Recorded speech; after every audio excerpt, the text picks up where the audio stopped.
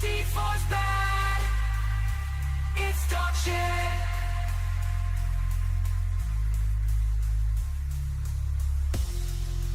Turn off the computer. Default's bad. It's dog shit.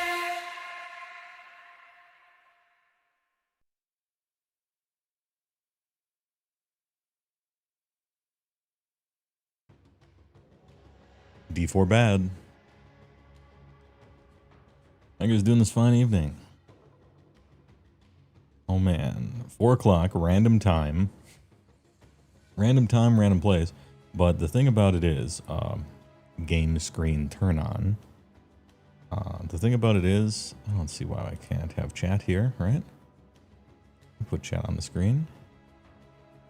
That's okay, right? Unbelievably small. But there it is. Anyway, the thing about it is, Vincent the Body Bencharella is going live at 8 today. So I'm going live at 4, and then we'll just, this is the waiting room, we'll feed right in. I got myself an alt. I got 90 or 91 on Warrior. It's fun, but I wanted to roll an alt and see how other classes are feeling. So I have something to compare it to for a video. Well, I rolled a little minion witch here. Just now got myself a bunch of Val Guards, which is supposedly the spirit creature type you're supposed to grab. You heard the good news, my lord? Balent Sizabo. I did. I heard the news live yesterday during stream. Somebody from chat is like, hey, you should check Giga of your own Discord. And I'm like, oh, word, I will. And I did. I hate to use the word credible because I don't know about that. But look, for the purposes of discussion and not the purposes of truth, credible Ogre rumors? What's that? Can you smell it? It smells like my old friend Hopium. Oh boy. The golden age shall return. Somehow our book won't be bad. Even if our book is bad, I actually don't care. Everybody's book is bad this edition. I'm looking for some exciting models. Modern plastic stuff. You know, the sculptors nowadays. And just put some paint on models, you know what I mean? Interested in seeing how it goes. Yeah, I saw the one, what is it called? The, whatever their stupid preview things are, you know, those things. And one is, like, there's just nothing else it could be. It's simply a whole ass gut plate. Like, it's just a gut plate. Nothing else looks like that. Nothing else is close to that. New ogres confirmed. And hell, I can't wait. It's gonna be sick. I held off forever buying any Gutbusters. I held off for a long time. Some say longer than I should have. And a few different times, Gutbusters are actually pretty good to play with on the table as far as the rules go. But I'm like, it's fine. I'll wait. I'm not buying old, fugly ass, you know, Warhammer Fantasy gluttons and stuff. Like, the Gutbuster range just looked not good to me. I wasn't about it. And I wasn't gonna buy into models that were gonna get retired soon. Potentially. And so I patiently waited. I bided my time in my wizard tower log cabin at the top of a mountain. And now here we are. Everything's turning up Ogre House.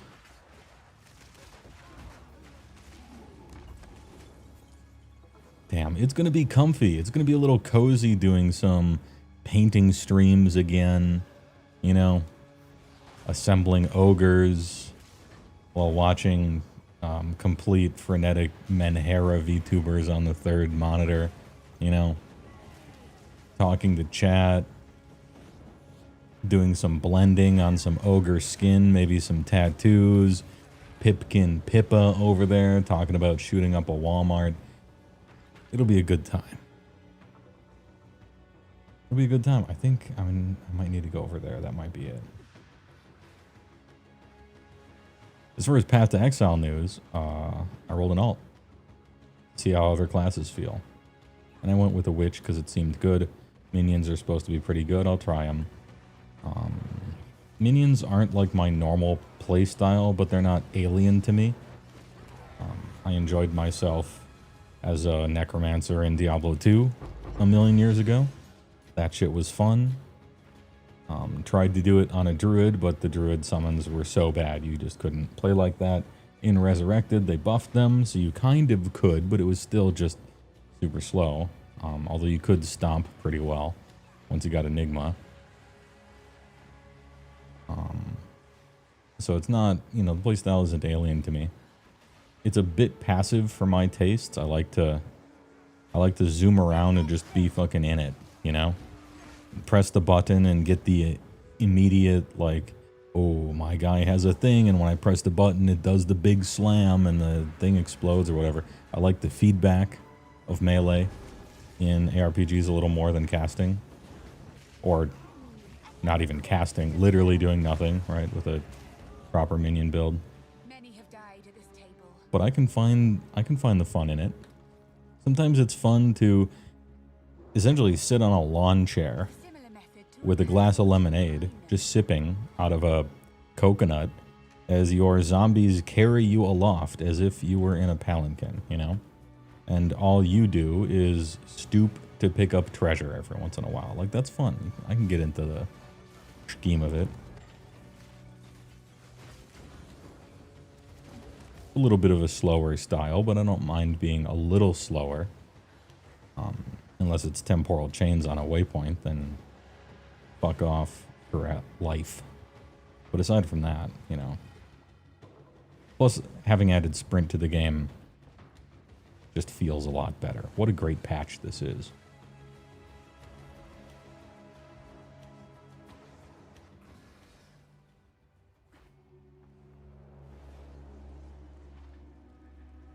This does not appear to be Path of Exile, or are you just being silly? I think you're being silly. This is POE2. So maybe that's it. Maybe that's the thing.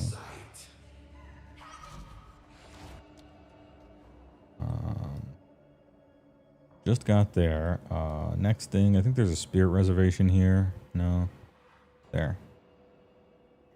Okay, move my way towards it.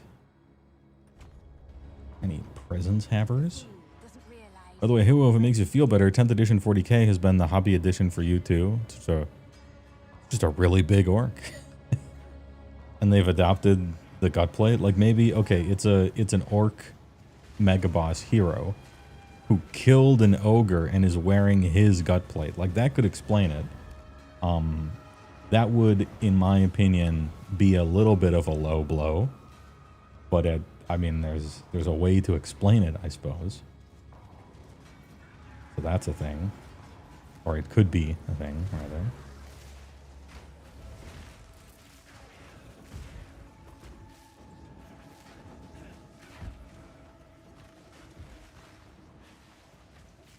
A cock tease? No, it'd be a gut tease.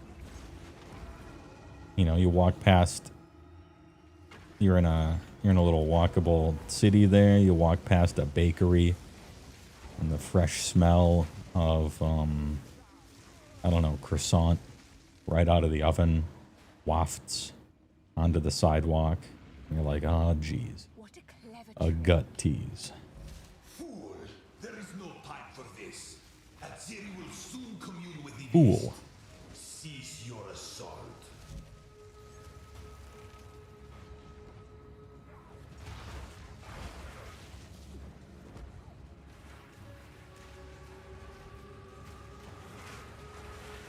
Great how the contagion just continuously spreads as long as stuff is running up and dying. I appreciate that. A lot of interesting minion quality of life that they have seemingly added here. I'm appreciative. And the spirit thing is cool. The fact that you can get a specter gem, and then just about any monster, like normal monster you find that you kill, you can convert it into a specter, and that becomes like the pet that you spam. So there's a little bit of a like hunter in World of Warcraft, you know, searching for the coolest monster to like use as your pet and get some of its abilities. Like there's that angle if you want it, if you're that kind of player.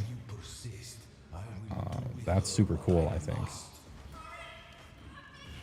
GGG was very frightened of specters being way too good. They're just like, we made that when we introduced specters, we made them essentially terrible on purpose. Because we were so afraid of players scouring the database to find like some random overpowered normal minion that we forgot about that isn't balanced to be somebody's pet. That we just tuned them way down on purpose. And specters were useless. And then they're like, okay, we'll bring them back up. And now there's a few specters that are like good. Or you can play normally. Kind of a personal preference thing. What's good? POE2, Latino hot. We're alt gaming. I'm an alter.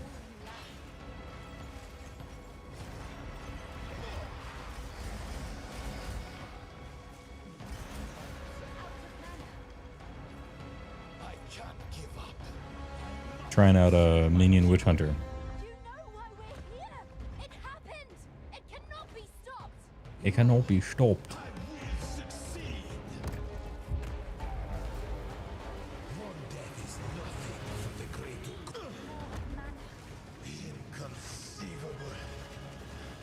Inconceivable. Okay, they're pretty good.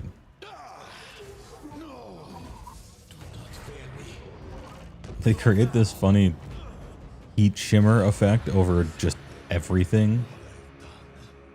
So that might become tiresome after a while, but looking good. History is already written. You can stay here and die, or come with us and help save the future. The legacy of the Val must be protected. I don't know the way to contain the beast. Best you start talking. You seen the Trench Crusade alt gaming too? One of these days you gotta watch a stream to learn. Dude, Trench Crusade's super good. For sure enjoying myself with that game. So fucking big. I'm sorry, my dude, but you're huge. So fucking big. Artorias, thanks to bits. Preach. Early everyday streamer man. Dude, yesterday it was at like noon. The other day it was at like 10 a.m. or 8 a.m. or something, super early. One of these days it's going to be super late. I'm an everyday streamer man for a little while here at least. As long as they got a game as good as POE2 where I just every day I'm like, damn, I just want to play this game. It makes it easy to click the go live button. Have you ever seen the fun 3.5 D&D builds where you take pet scaling PRCs where your animal companion just becomes a beast? You dump resources into making them go bananas? Yes. I was a frequent and regular visitor on all of the funny optimization forums back then, coming up with silly builds and posting them and doing the math on them and stuff. It's super, super fun. You know, back in the, like, you know, Trench Monk Guide to Wizards sort of days, and the, like, Kentaro Elf, how many times can you get all your ki back to make full attacks over and over with the Sonic Monk stuff. Like all that kind of wacky stuff was super fun in 3.5. Really got the gears turning.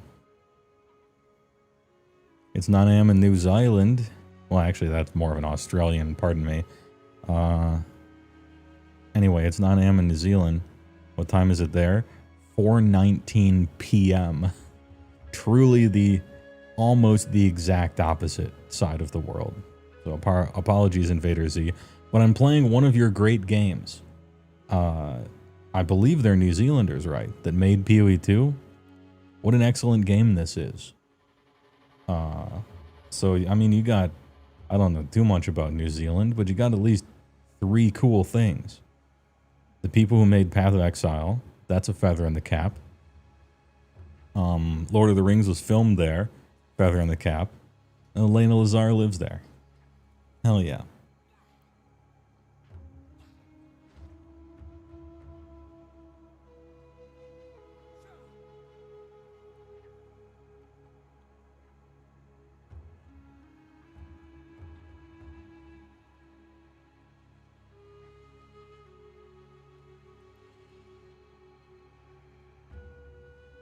What's your favorite top 5 builds of PRCs for flavor or optimization? Man, it's been 20 years.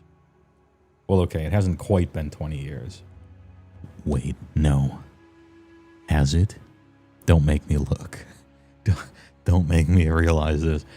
Surely it hasn't been 20 years. Everyone chill. Everyone relax, okay? There's no need to... Anyway, it's been a while, is my point. 30 lightning resist, 14 all. Is that even better? Yeah, okay. You've been waiting for me. Hey, resist's looking good. Chaos a little low, but we're only level 44. Absolute twink gaming. For sure. Oh wait, I gotta be 46 or 48 for that or something. Do I need another gem? Yes, unearth. I knew I was forgetting something. Absolute glacial paste rune. 2003 to 2025, so yes. Oh my god. It's been more. Boys, I know I might not make it. I don't have much longer.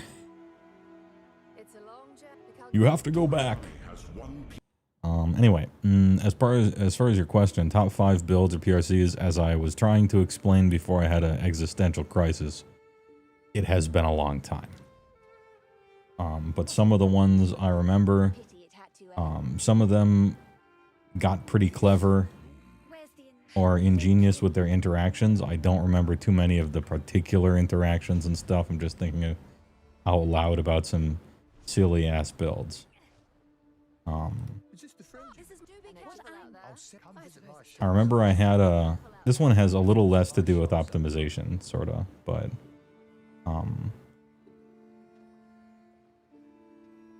I had a Deepwood sniper, okay? There was a Deepwood sniper prestige class, and I can't remember what abilities it got or had, but one of the things is, even though it was called a Deepwood sniper, you didn't have to use a bow. Use any ranged weapon with it, and you got bonuses. And so I was on some like unnatural weapon. You can use. There was some like weird feat, or maybe a savage species thing, or a goofy, where you could use like an impromptu weapon as a ranged weapon or something like that, and then monkey grip to be able to one-hand a two-hander. And he was a Deepwood scyther. He would throw scythes at people like a fucking anime. Like cutting through bamboo trees and shit, like on the way to people. And he died in like the first game he played. And I'm like, I don't know, the enemies just like rolled natural 20s just over and over, and he just instantly died. And I'm like, look, I don't have time to make another character, so my replacement character is going to be just his entire exact character sheet, except with a different first name but the same last name, and it's his brother searching for his long lost twin brother, and he joins the party to look for him. And the party didn't have the heart to tell him that he died yesterday. And so they just strung him along for like 5 months of a campaign, pretending to search for his dead brother the whole time. Anyway, it was good shit.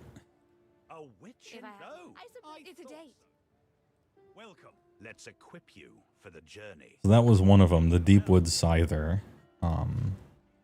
Then there was, I mean, everybody did this, or maybe everyone thought about doing this. There was a,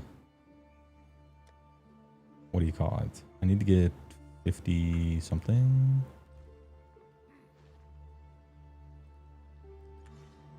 So there was like a bard, there was like a leadership feat, a bard leadership feat somewhere.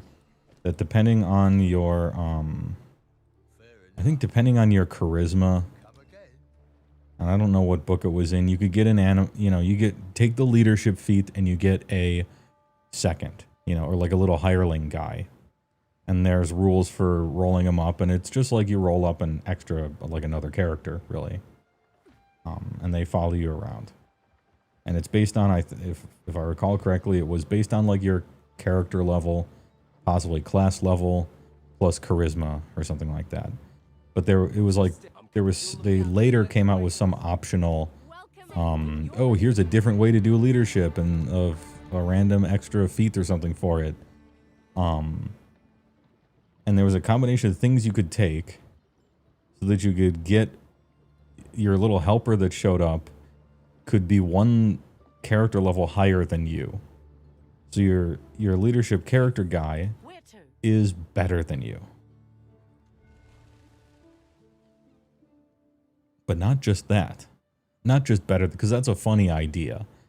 Where you are the weaker of the two. Like, that's funny. But then the optimization comes in and you're like, well, what if the guy who's one level higher than me, what if he takes the leadership feat and is a bard and does all the combos? Why? Then his hireling is one level higher than him. Oh, Jesus. And then, you chain it all the way up, and the character you play is any number of gold dragons that are CR 32 or something that you feel like. Never played with it, but it was funny. It was fun to build, A lot of stuff in 3.5, although not too much, but a lot of that optimization stuff in 3.5 was much more fun to just figure out as a thought experiment, but you would not subject a real human to it. You wouldn't subject a DM to such a thing,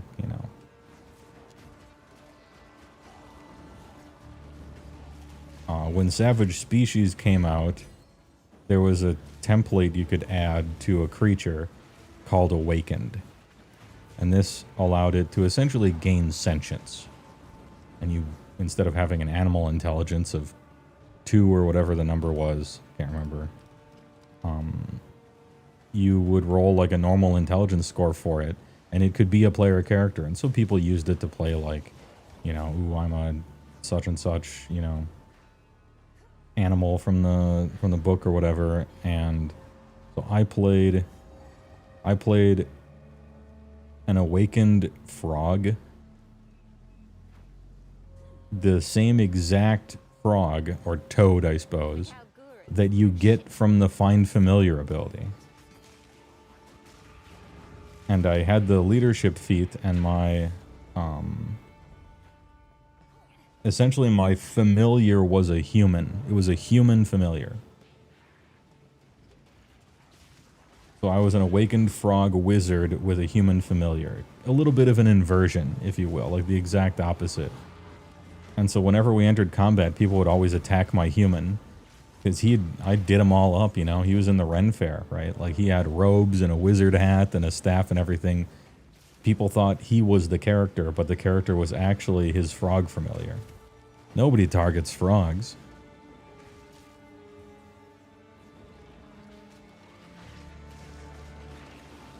So that was I liked that one. That was a fun one. My playgroups had a lot of, like, goofy stuff like that. A lot of, like, trying to pull one over on NPCs and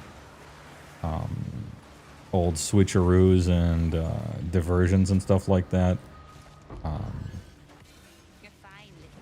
The main tank of our party that took like every crazy ass, you know, 10-foot, 5-foot steps, what is it, like tentacular arm things that technically had 5-inch longer reach than normal, plus a pole arm, plus the, like, trip the guy if something, it procs an attack of opportunity. If it wouldn't normally, it still does, and you can knock him down as part of an attack of opportunity, and then that provoke, like, the complete tank of the, like, the combat master tank guy of the party, was dressed in full, like, cleric stuff. You know, white robes, giant holy symbol. He used a mace.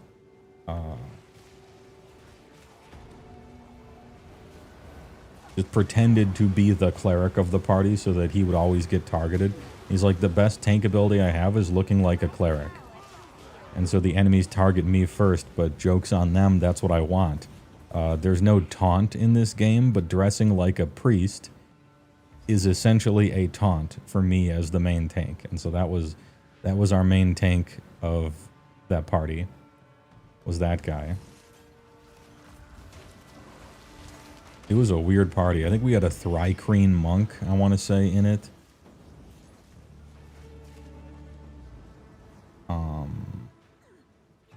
And there was like a, I want to say a Myconid. Like a I think it was a Myconid with, like samurai levels and stuff. He was super weird. He couldn't talk, but he could release spores to telepathically communicate with people. He might not have been a samurai. He might have been a Kensai from the Weeaboo Fightan Magic book.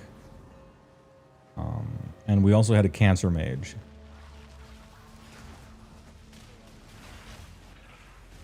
And his goal was to eventually become a disease.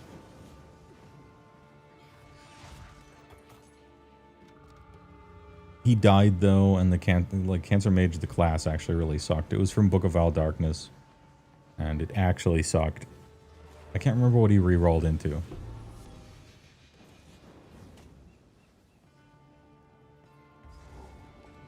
A map, or at least part of one. Familiars are proud #1 because of XP loss. Did they still lose you XP in 3.5? I don't think they did. I know in AD&D you had a decent chance of just straight dying if your familiar did. Like that was the way to kill mages in 2nd edition, was like you kill their familiar and they had something like a, I can't remember what it was. They had something like a 10% chance of just dying, no save. Or they would like lose hit points permanently or something. It's been a very long time for 2nd ed, but...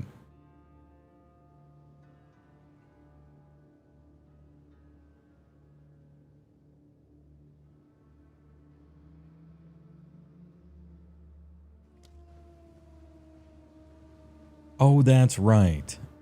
Yeah, it had some cheese to it. The cheese was you were immune to the negative effects of diseases, but not the positive effects of certain diseases. Like there was some sort of like gray skin disease that would, for every day you had it, you got something like +1 permanent armor class, but -1 permanent con or something like that.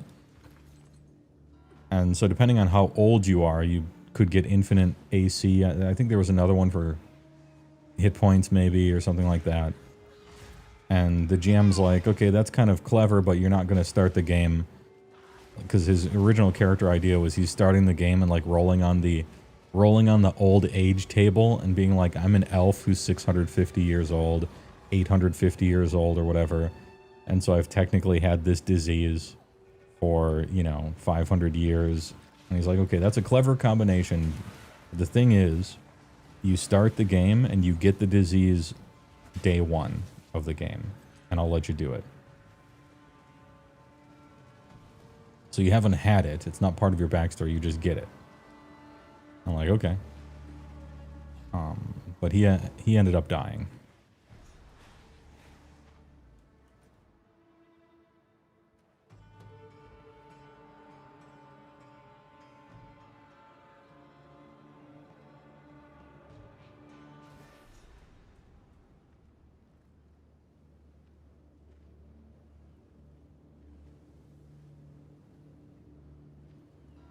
Toilet bowl lick meta for D&D class. Many intriguing opportunities. I think the capstone level 10 ability for Cancer Mage was you become a disease. It's sort of like an ascension. Like you transcend your mortal form and you become a particular disease that is infecting a particular population. And I think you can still kind of like do something. I don't know if you could exactly cast spells and stuff when you were a disease, but you could like travel and you're immune to everything, and you didn't have a physical form, stuff like that. But the downside was if everyone got cured, you automatically died. Like if there was like a cleric and they just cast remove disease, like on you, it was like the Doom Train giving it a Phoenix down, like it's just dead. And so that was the downside. And he's like, his goal was to infect the whole world with himself. Which is actually quality, like, bad guy, insane bad guy thing. None can oppose me. Yeah, Pandemic D&D.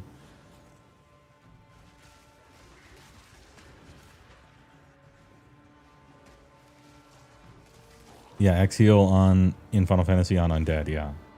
Phoenix down on him.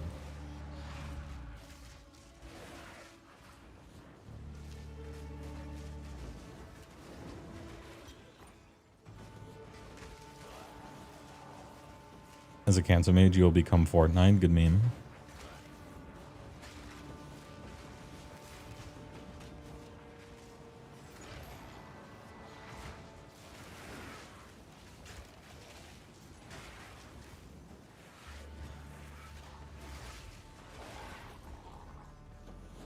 Plague Monk with the Contagion Fist? Dude.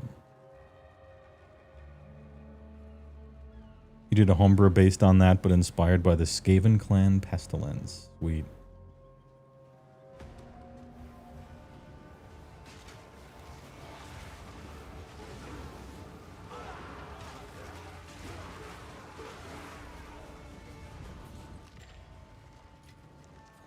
Dude, these bomb throwers are hilarious. I'm into it.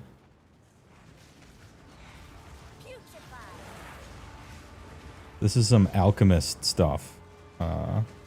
Speaking of alchemist, 3.5. I made an alchemist. And tried to, what was it? There was one alchemy potion you could drink. It was like the Beast or like a Dr. Jekyll, Mr. Hyde thing where you turned into like a combat monster and you got a ton of extra attacks. I gave him, he got like an extra arm somehow from a Savage Species book. Drank a haste potion every day, just swished it around in his mouth and spit it back out into the bottle because that was one of the gross ass abilities there. Every morning you would just like, your potions would be like scope. Technically it wouldn't expend charges of the potion unless you gave it to somebody else. And so you could just drink it and spit it back out and do that every fucking day. The alchemist was so gross. Eventually you got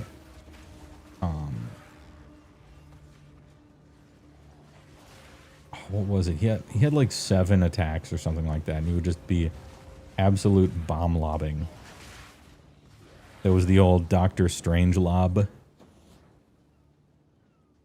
Or how I decided to give up and lob the bomb.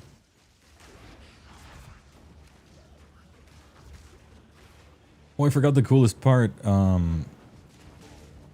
The Cancer Mage, you get a cancerous growth on your neck, and it gains sentience, and it becomes your familiar. And so you have this giant tumor that talks to you, and it's your familiar. I forgot about that. That was so fucking cool. and stupid and cool. Man, 3.5 was great. What a creative addition. Like the one episode of Family Guy. This predates that. Eat shit. Just barely though.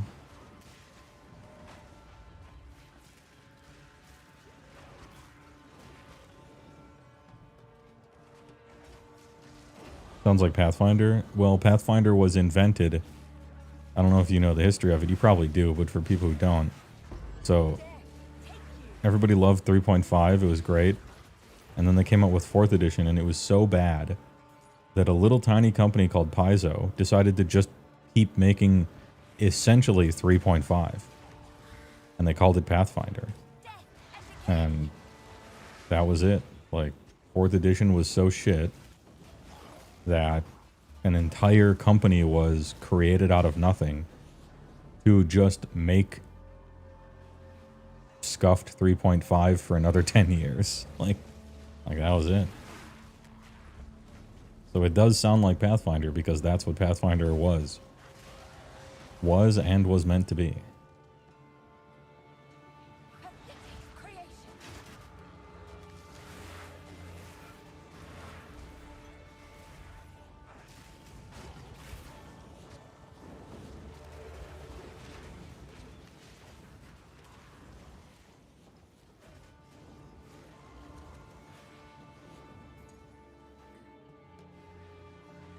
Suppose I could speed up this gameplay a little bit. I could do some sprinting.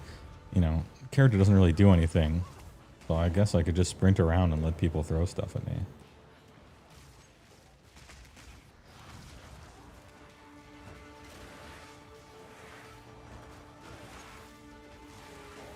Downside with the spirits, they're a little slower.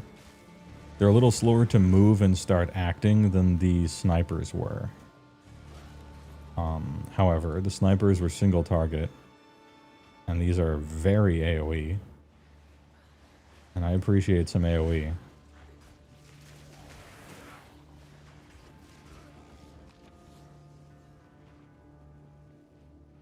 We should play 3.5 more. I mean, you still can.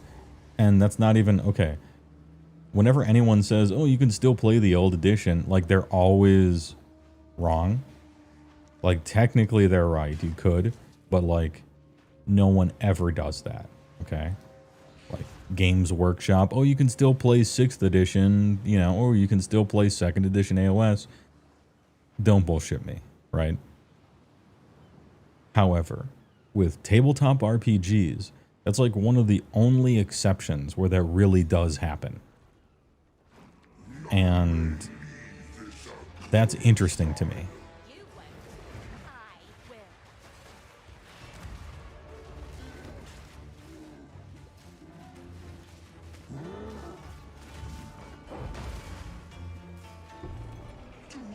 Got him. Rare, dangerous, volatile. I like it already.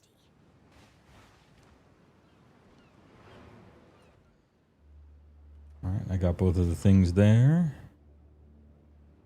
Journey's End and Kedge Bay. All right, back to the town. Did he already address the range refresh? I just got here. Yes, I did. Draconic leave. Yeah, somebody told me about it last stream yesterday. I was just sitting here playing Path of Exile, and somebody's like, did you see in your own Discord in the news and leaks section? And I'm like, I didn't. What? And he's like, ogres, my lord. And it was sick. Damn, is this what it feels to be excited for something? What a wonderful feeling. And we saw that picture of it just simply is a gut plate, obviously, so it's not even a rumor. It's just happening. No harm done. Survive. Super hype. Really looking forward to it.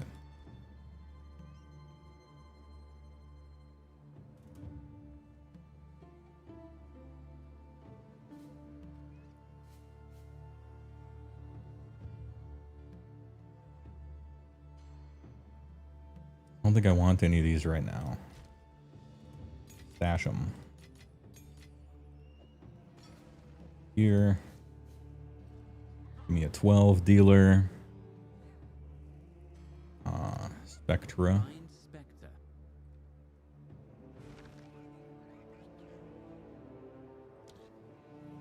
Oh, interesting. Does it stay at 12? How does that work? Oh, you got to click up here. Okay. I see.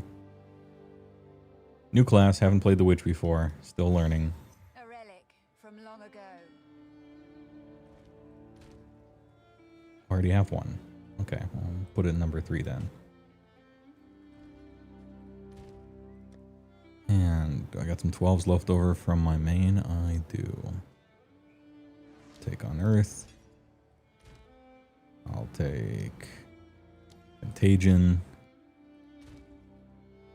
And I'll take Vulnerability. Oh, Skeletal Storm Mage, I guess, as well. That's a thing. Okay. Go Blood. I mean, maybe I should. I'm leveling up. I'm leveling minions, and then I'll just do whatever. I wanted to see what other classes felt like. I really liked Warrior. Everyone said Warrior was going to be trash, and that armor applies to Elemental was going to be bad. They were like, this stat is going to suck. Like, it wouldn't even be good, even if like 100% of your armor was calculated. And then the game came, or the season came out, and you stack way more than 100% of that. So it seems they might have gotten the numbers right on that one. Anyway, Warrior feels really good. But I haven't played any other characters, so relatively speaking, how should I know whether Warrior feels good or not? So I rolled an alt to see.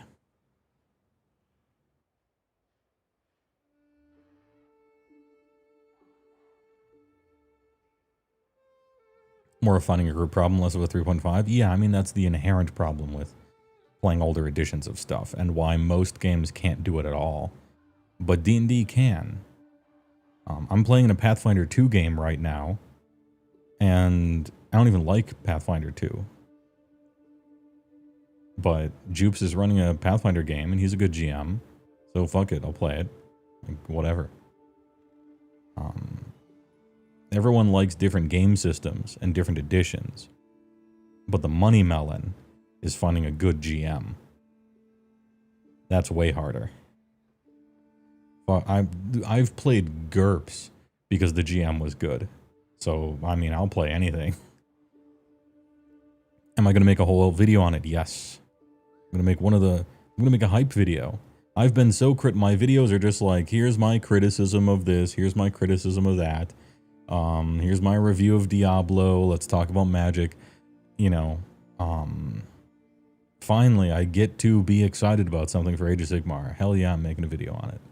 Even if there isn't too much to talk about. Just, you know, speculation. YouTube put a Grixis fun tier list in your algorithm, your content now. You put Abaddon, Huyuk, Don Andries, Ashnod, Edward Kenway, and Solkanar in S. Solkanar the Swamp King? How are his knees doing? Blood Mage is always sick, except ironically in 3.5. I thought you meant in Path of Exile, Taxi 2 stock. Because there's a Blood Mage in Path of Exile as well, and it is fucking sick. It's good. Infernalist is good for minions, Blood is good for casting spells, and Lich is good for everything. I don't know what I'll eventually be, but I'm leveling as Infernal. Oh, you did mean in POE2. Okay.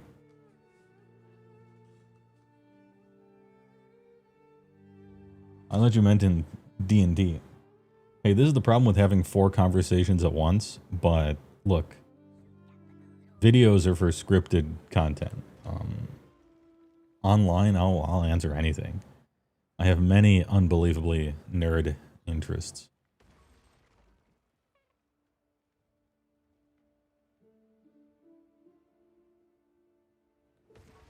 All you're asking for is Rhinox to be official. You don't know how they'd be implemented because going by lore, they should be like Vanguard tier.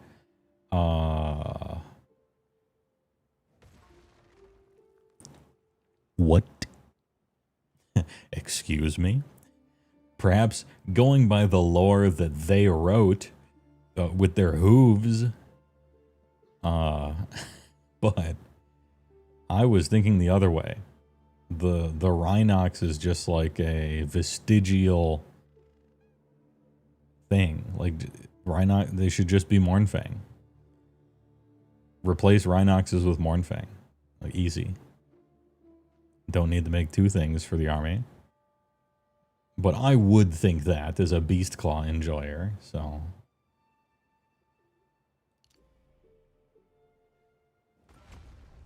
We'll see who gets what they want. That being said, in general, looks like Beastclaw will not be getting what it wants. So you might win this one.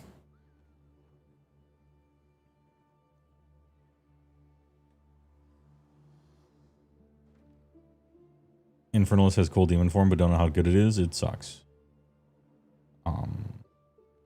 But you don't take that. You take all the other stuff. It's good for minions because you get a free hell pet and other stuff.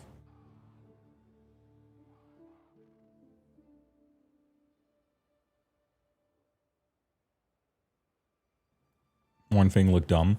Mournfang looked kind of dumb. It's like you just said, you know, a guy whose shirt doesn't quite fit, you know, like a big guy in a little shirt. He looks a little dumb, right? Like you shouldn't do that. You shouldn't do that. And then you're like, hey, that guy with a little shirt looks dumb. I prefer a 700-pound clown. Like Rhinox, have you looked at a Rhinox model? It's supposed to look retarded. Like that's the joke. It's way stupider looking than a Mournfang. I'm getting heated. We need to lower the temperature of this room. Anyway, good bait. I almost believed it. Is there anything you want super bad that you think is unrealistic for GW to actually do? Have Beastclaw be ogres. Drop all Gutbusters, have Beastclaw win the Civil War instead, and have the lore be Everwinter instead of We Are Fat lol. But that's... They had 3 directions to go. Brand new, focus on Gutbusters, or focus on Everwinter as the main theme for ogres. And they have clearly not chosen the one that I want. So that would be the thing that I want super bad that GW isn't going to do. Like provably isn't.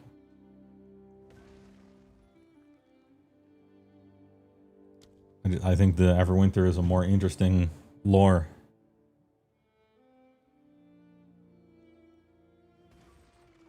I like the idea and the concept more than We Are Fat lol.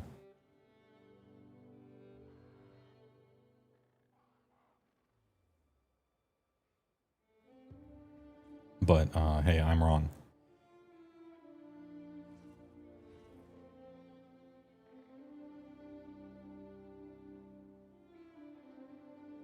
They don't look dumb because they're old. Croxivores are rough. Yeah, true.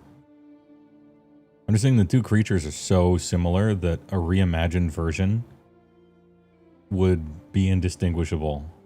Like, until they tell you it's called a Rhinox or it's called a Mournfang, whatever reimagined super high poly PS1 to PS5 upgrade, like they're the same thing.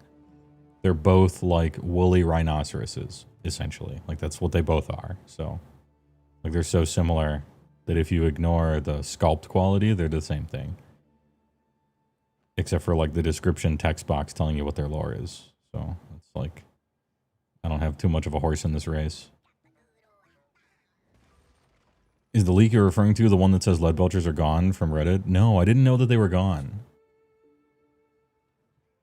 It's crazy that, is that true? Chat, is this true? I'm stalling, but I don't know where to spend my next points because I don't play a witch. Energy shield?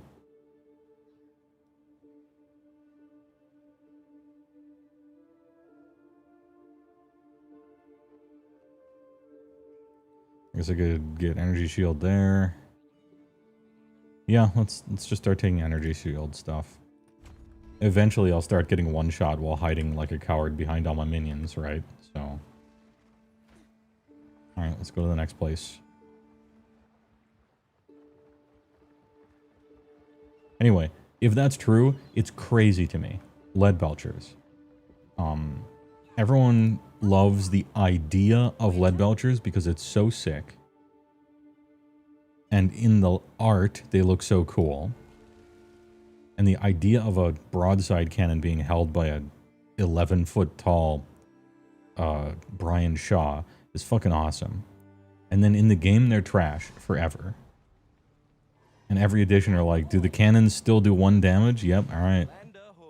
Do the cannons still do 1 damage? Yep, alright. You know, they just can't do it. And now lead belcher's getting dropped. Games Workshop will literally cancel a model line instead of give them damage that makes any goddamn sense. Anyway, I hope the rumor is not true because the idea of lead belchers, I'm going to be honest, one of the coolest parts of the ogre range, conceptually, is ogres holding broadside cannons. It really is. That famous art of it, right? Like, just the idea. It's so sick. Why would you throw that away? I don't think they're going to. I disbelieve this illusion. Let me get a wisdom save here. I don't believe it. They wouldn't be so out of touch. Surely.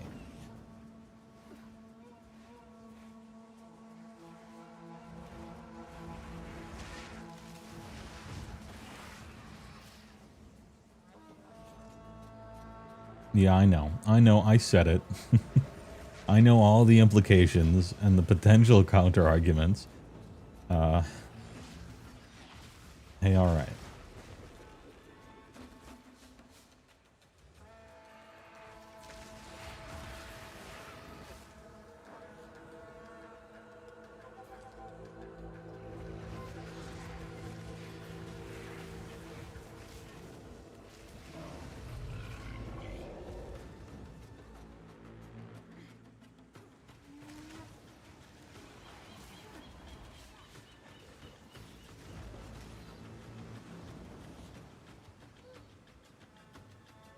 Anyway, Ordiers. In random news, tomorrow about 3 million birds are going to fly directly over your house tomorrow. Apparently you're in the migration route with your recent move. Well, you know, on that note, shingles on roofs, they're black. But actually they should be white. Especially in hot areas like Arizona. It would reflect as opposed to absorb the heat. And it would noticeably improve the local, I mean, a tiny amount, but really it would matter. Just the local heat and some energy saving stuff. I used to live in Arizona, Tempe. And before, after that, Guadalupe is a cancerous growth on Tempe, which itself is a cancerous growth on Phoenix.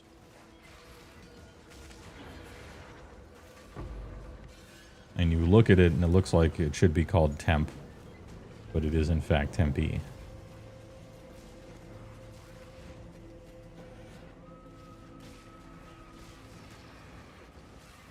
Anyway, so with this bird migration happening over your house, you're about to get yourself some white shingles, whether you want to or not. Please enjoy.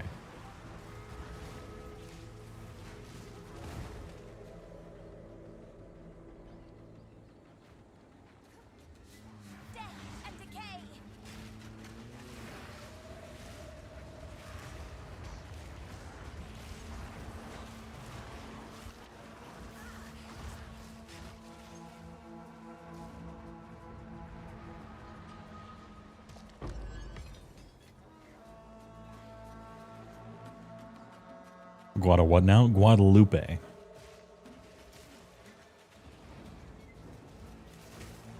Really, really poor Latino area. Right next to Tempe. Used to live there when I was homeless. There's a Jack in the Box next to an overpass, next to a lot that I don't know if somebody owned it or not, but it was just an empty lot. It had shit growing all in there, and you could essentially just hide in there, and no one knew or care. Like, I don't know, a million years ago, maybe it was a gas station or something, but it just got completely overgrown, and whoever owned it forgot. Plus, Jack in the Box had 50-cent tacos.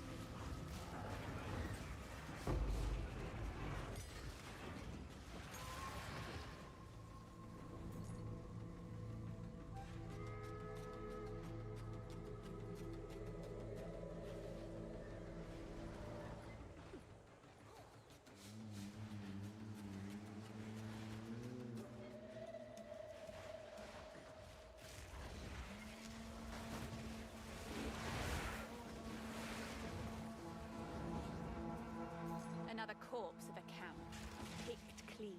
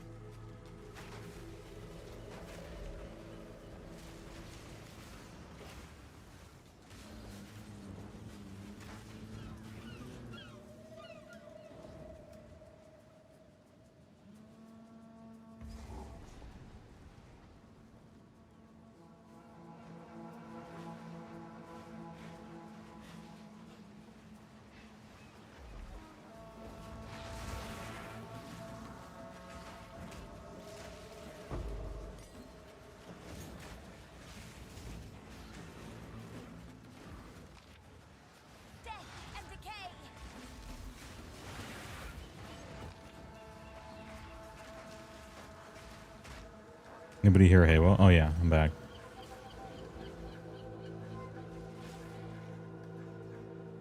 Anyway, where did where did we leave off?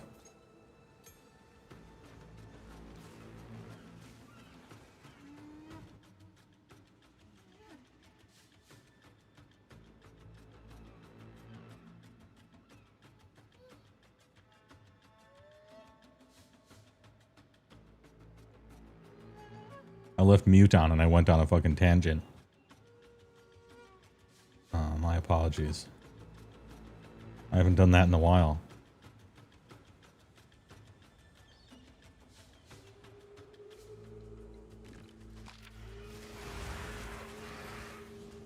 Oh, Tempe, yeah.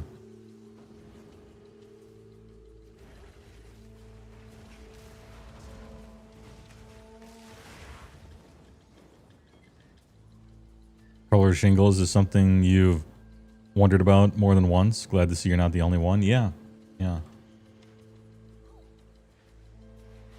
Turns out white shingles are just better for like energy efficiency. The house is like slightly cooler, and then that translates into more efficient energy usage when you multiply it over a population. But I don't think it ever got implemented. It's just like theoretically better. But then you consider the cost of changing every single house, or maybe just new ones,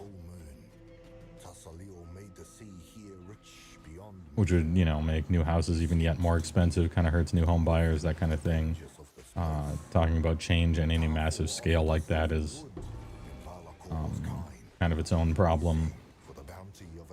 They would certainly be more expensive. It turns out the material that shingles are made out of just happens to naturally be black tar stuff, right? And so you'd paint them, but then the paint would wear off over time because the elements are on it. And anyway, real world implementation on a large scale problems often ruin something that on paper just seems like a shoe-in. But that's what happens when the rubber hits the road of reality.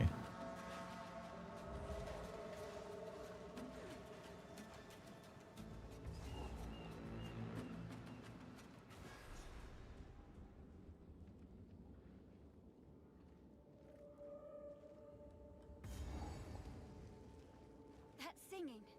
My coven calls to me. The deception. The deception. Where was I? Oh yeah, here. Energy shield dealer. We are very, very, very weak. Very, very, very glass cannon. I have 0 defenses essentially. Just nothing.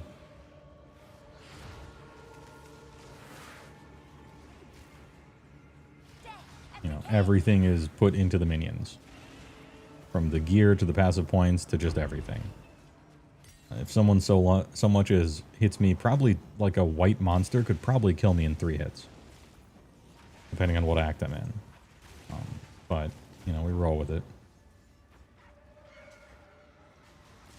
And I mean that, like I'm rolling away from it.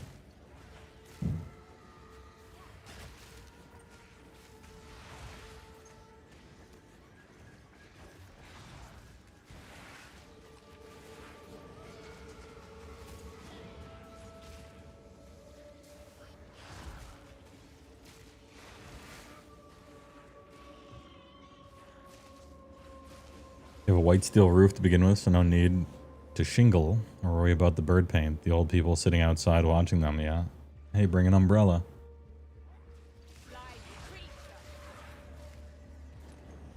Wait, I should go this way just to see if anything is there. Nope.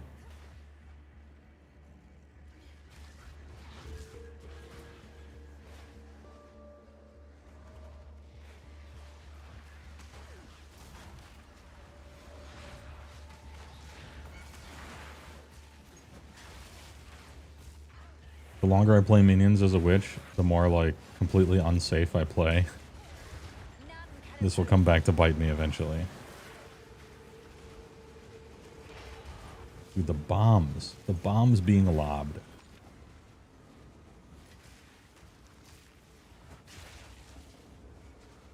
Any bomb lobbers in the chat?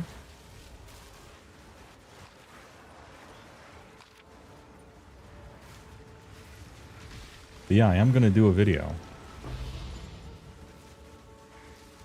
Summarize the leaks and everything and talk about them, show whatever the pictures are. It'll be nice to do like a positive AOS stream or video. I'll return the form. I don't like to be Mr. Negative. But my last several AOS videos are mostly like feedback and stuff on shit that sucked. And I don't want to appear like one of those guys who's just never happy about everything and just complaining. So it's nice to be able to be positive about something. All these eggs.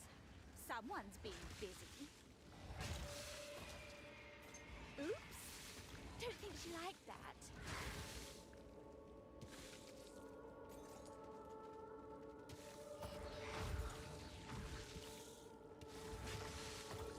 Out of mana.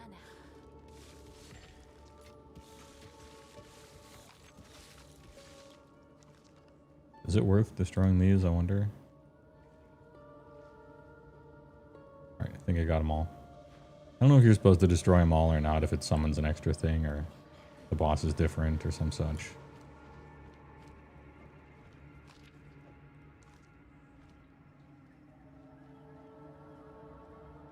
Would you say it's a labometry?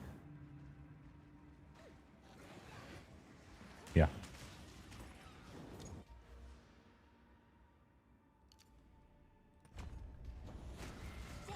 Is my power to wield.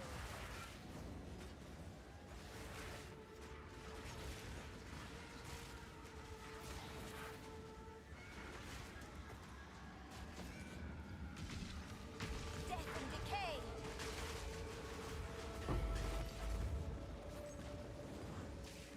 Also, I have 0 mana on this build. 300, yeesh.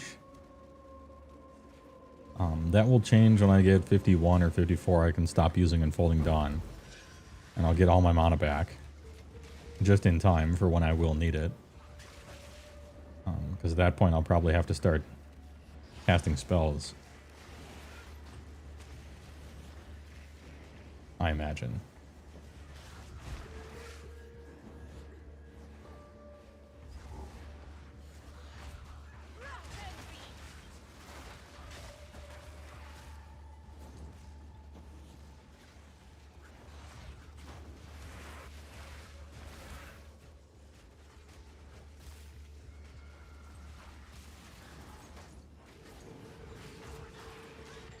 Treacherous little mollusk.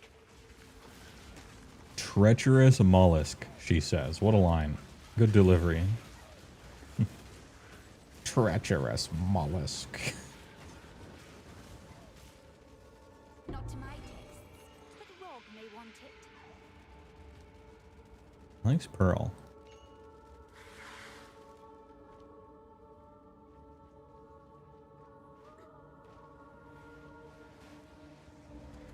What else is there to discover here? The Amara. Got the clam. And then the other two things, Dread Crab and the Great White One in Fakapanu Island.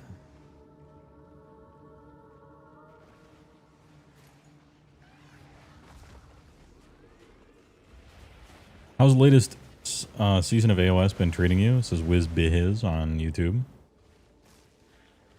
Played 2 games, but one was Sylvaneth mirror match, so you didn't learn much from it.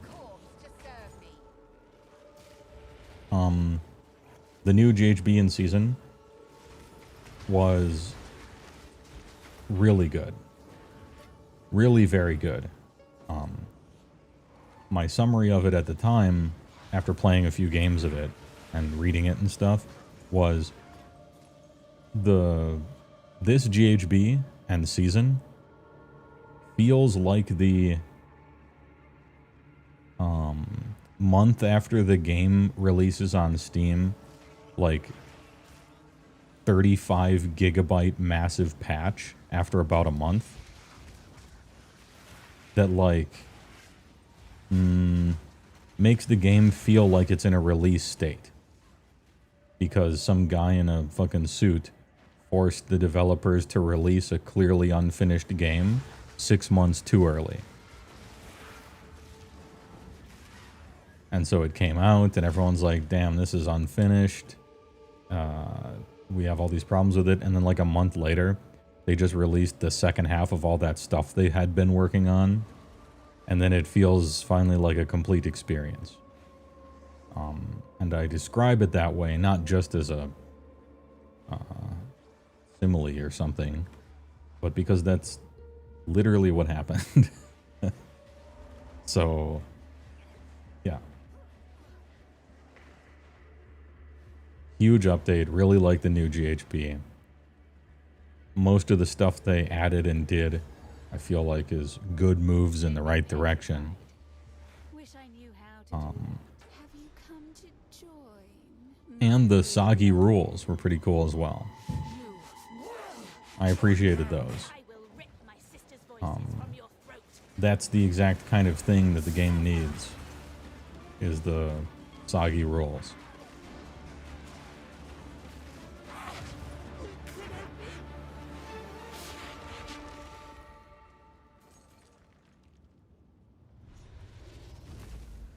In fact, the biggest problem with closing in on the only problem with 4th edition, like with the GHB and the soggy stuff, it seems like they're working on all the other big problems. The last final huge problem is that all the battle tomes are boring, and the armies are way too simplified and streamlined. They took all the flavor out, and so like the armies' rules themselves are just like homogenized, over streamlined, boring, simple. Aside from that, 4th edition is great. And so I appreciate the SOG rules coming out to try to address that. They need a lot more of it, but it's the kind of thing they can do. And I really appreciate it, and I think it's good. They just need to do a lot more of it. Which, you know, they are. That's what they're doing. Oh, Mark. Oh, that's not. 9 to all ML players. But I suppose I'll Nice. take it. Consider this kind. What Consider this. I could try to turn that into something, I guess, with this jawbone. I don't think a scepter counts as a weapon, though, does it? No. Does it count as a shield? I wonder if you can even... Can you use this on that, I wonder? Well, we'll find out. done. Do come again.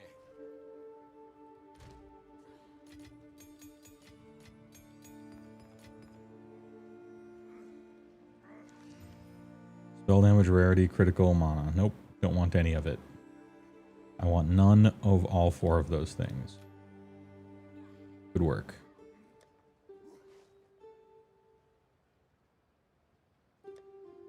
Do I have any of those little shit ones? Yeah. Amulet, ring, or belt. Maybe it counts as an armor.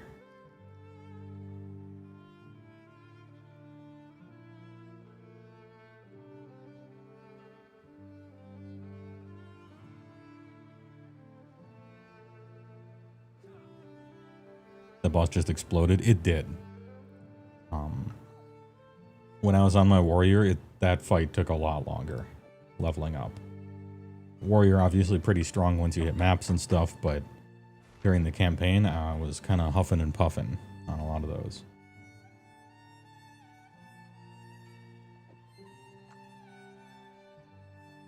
Anyway, I don't think it counts as an armor.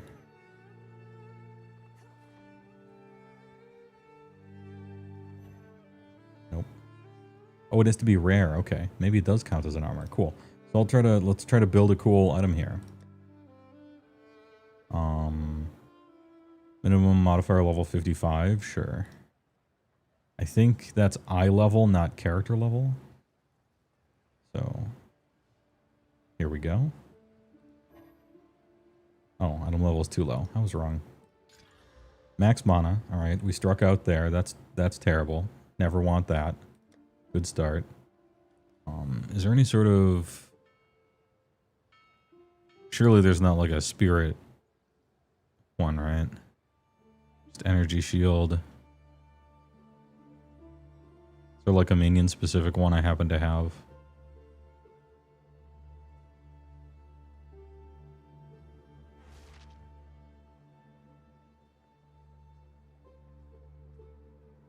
Anything catch your eye?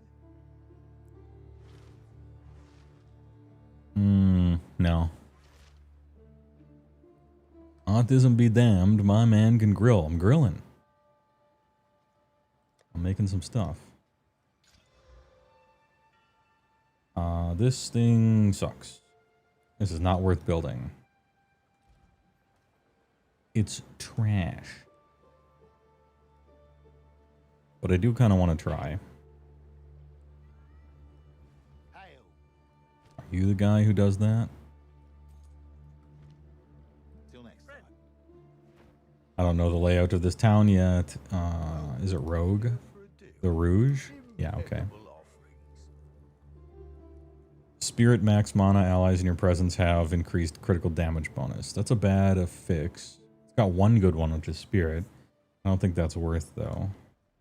Fair enough. Have a good day.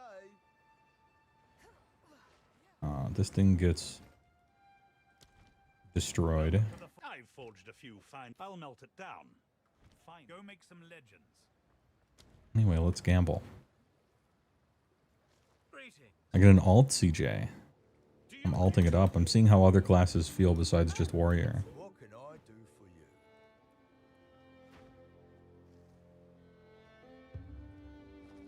Greetings. Any pick?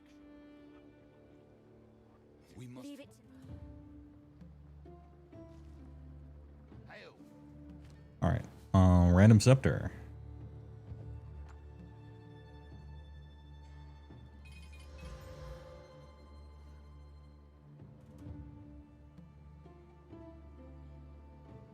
Okay.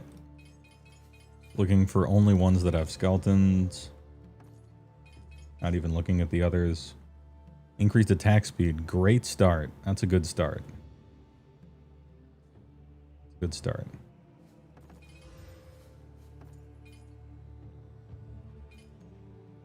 Max mana intelligence. Trash.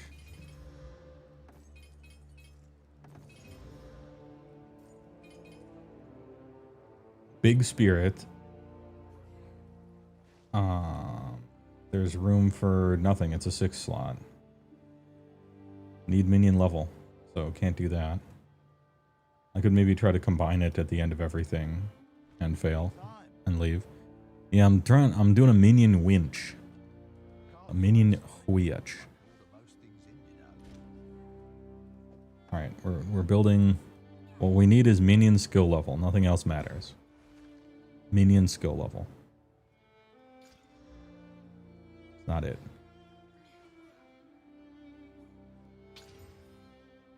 %, spirit is okay. The only other thing that's actually good on it.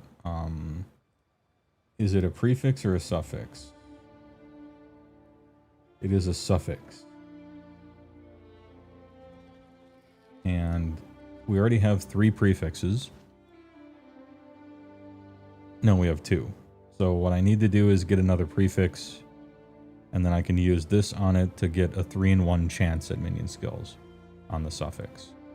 So this exalted needs to get a prefix. It got a suffix, and it's trash.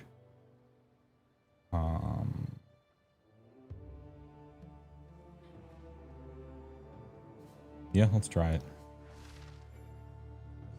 Oh, it's the wrong base type. It doesn't work with armor. Well, what the fuck kind of thing can you use with abyssal scepters then? It's not a weapon. It's not an amulet or ring. Oh, it is a weapon. Okay. I think desecrate means you can't modify it afterwards.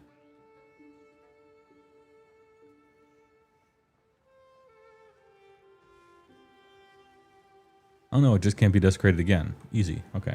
Easy game. Alright, we're gonna have to gamble. Big gambler. I'll gamble over here as well.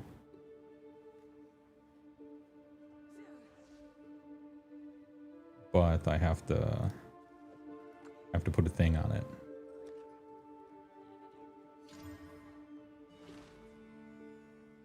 Huge. All right, we're double gambling.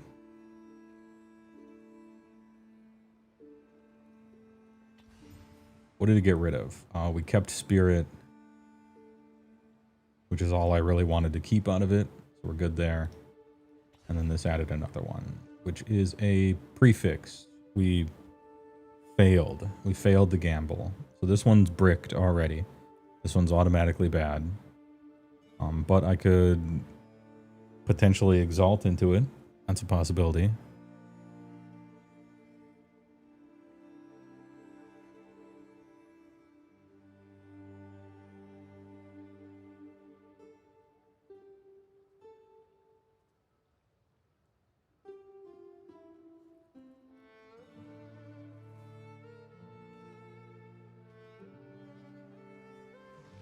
Did you just dream it, or did Broadcaster once talk about having a Yidris and a Neheb deck? Yes. I had a Neheb for a little while, but I took it apart because it was so all or nothing. It was just a monstrously all or nothing commander, where your Yidris or your Neheb was out, and either people killed it or didn't. And whether or not Neheb was out was like 10 million% responsible for if you were allowed to play the game at all or not.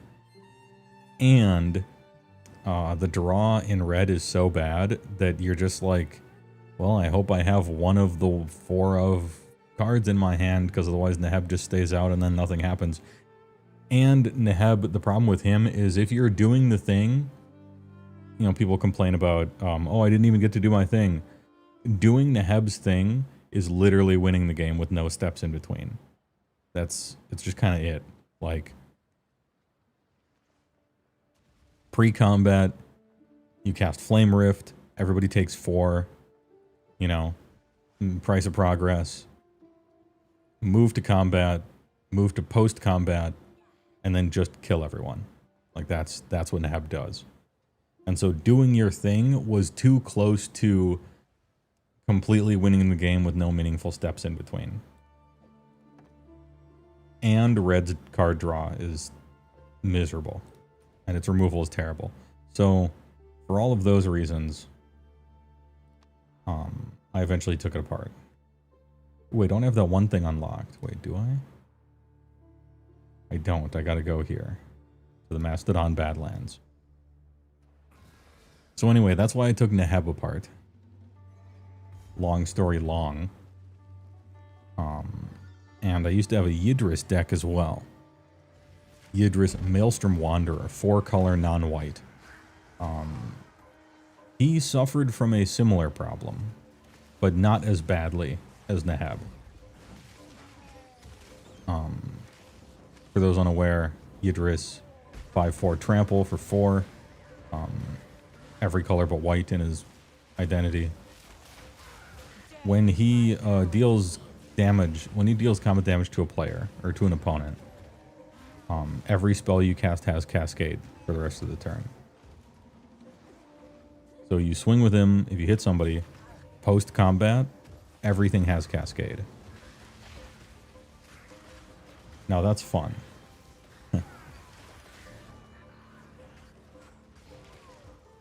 And Cascade can stack. So if something has Cascade, well, you get to do it twice, right? So you know, a lot of your deck is Cascade cards, or at least mine was. Not too many. Like, a lot of people, I think, go too far into the Cascade stuff. I just played the good Cascade cards and stopped as soon as they became even just okay. You don't have a handful of just garbage just because it has Cascade on it. You know, you still want to play with good cards. And then a whole bunch of, like, boomer-ass Urza's Saga All-Star cards that untap up to X lands after you cast them. You know, Time Spiral, Treachery, that green card from Mirrodin that untaps all your lands and it costs 5. technically spells you can cast that when everything has cascade, you'll cast it, it'll cascade into something else, and then you'll untap all your lands so that your unbelievably long jerk-off turn can continue. And that eventually kind of became the problem. There were really two problems with Idris. One of those problems is if your commander does something ridiculous, but he needs to attack and connect, it means that a lot of your deck, an annoying amount of your deck building, has to be devoted to being able to hit somebody with him. Which are bad cards in multiples. And kind of clog up your draws in weird ways. And don't do anything when your commander isn't out. And that's annoying. Especially when it doesn't have like flying or something. Just trample is a rough one. And the other problem was, as I just said, your unbelievably long jerk-off turns. That's what Yidris did. Still fresh. How delightful. Played Yidris, you attacked with him, and if he connects, your second main phase took like 15 minutes. Because you cast a cascade card, and then you cascade twice into two other cards, and then you play a giant enchantment that lets you look at the top X, where X is the mana cost of the card, and you can play one of those for free. And when you played that, it cascades into something else, and that something else untapped all your lands, but it was also a spell, so you got the cascade into another thing. And then you cascaded into Time Spiral, and then you shuffled up and drew a new 7, and untapped your lands, and then tapped them again and played the stuff in your hand. And then eventually you cast like a, Mind's Desire, which has you shuffle your library, reveal the top card, play it for free with Storm. So you did that 14 times, except the last time you remanded it back into your hand and drew a card so that you could then cast it again and get that Storm, except +1 this time. And your turn just took like a million years. And it was really fun, but it was obnoxious to force people to sit through that. And then at the end of the day, it did win, but you had to like do all of that to see, because you could just randomly not draw into your win condition and then just unnecessarily take the longest jerk-off turn ever. And like it was fun, but maybe for among friends and not really among the public. So if you're playing against people with decent decks, you'll never like attack and hit with him. And if you aren't, then you hog all the game time and annoy everyone. So I eventually took it apart, even though it was very fun.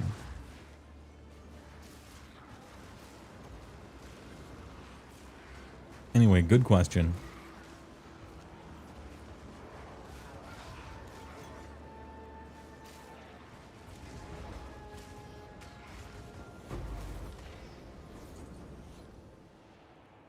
Omen of the Liege. That's one of the bad ones.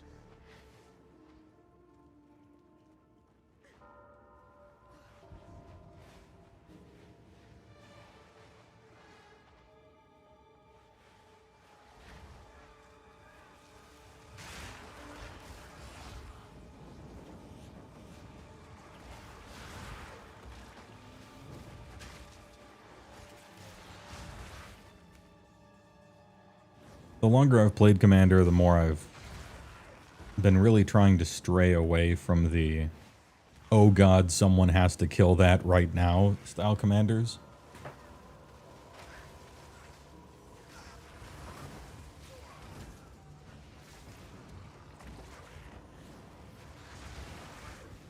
Like an early Commander deck, I played Kalia of the Vast. And playing Kalia when she came out, I'm like, okay. That's when I first... I think maybe I probably knew that before, but it was the first meaningful moment where I'm like, this is a kind of thing, you know? This type of commander, and this is what happens. And maybe that's not actually fun.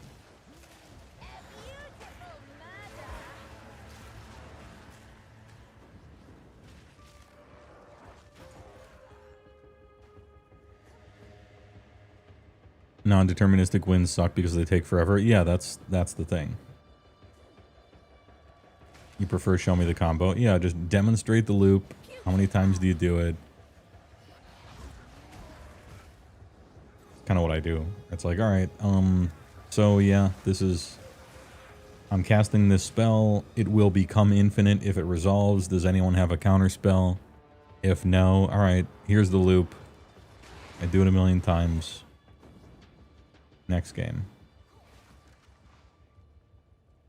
I'm not necessarily sneaky about it. I'll be casting a spell and I'm like, this is the spell that if anyone's got a counter spell, this probably wins. So, you know, counter this shit. But if 3 30-year-olds don't have a counter spell between them, we're shuffling up. I won't be going any further just yet.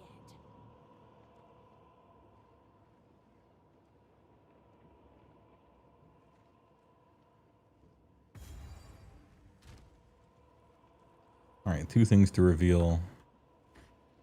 I'm looking for what? +2 minions, I guess? I don't know if you can do that at this level. +1 or 2 minions. This This is a cool mechanic, really like this. This is almost single-handedly fixed POE's atrocious crafting. I mean, it hasn't exactly because the materials are too rare, but especially the ones that really affect anything. But it's a very good start. All right. I'm looking for minion levels, and if I don't get it, it's trash. I did not get it, it's trash, but I'll take the spirit. dragged from the depths and into my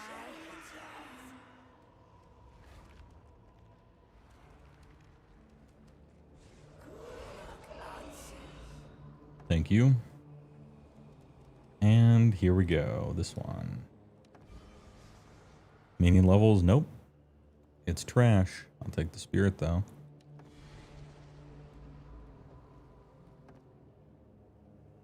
Nice.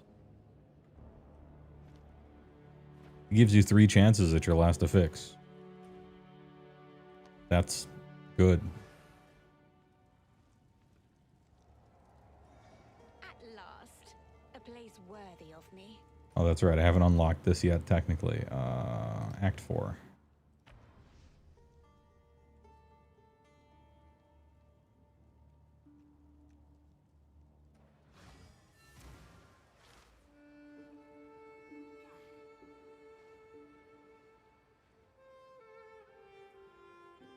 There is kind of a balance that you have to walk, though, you know. If you're too deterministic with everything, What can I do? then I think I know someone who needs this. it's sort of boring. Or at least, flowchart, just samey, you know, formulaic. But if it's too random and non-deterministic, then you're just jerking off. In front of everyone.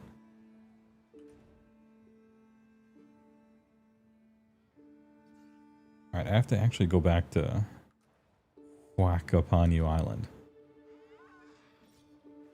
I missed both of the special things there, it seems. Outsider, approach. Oh, wait, I gotta talk to that guy too. I Oh, cannot- brother, this guy stinks.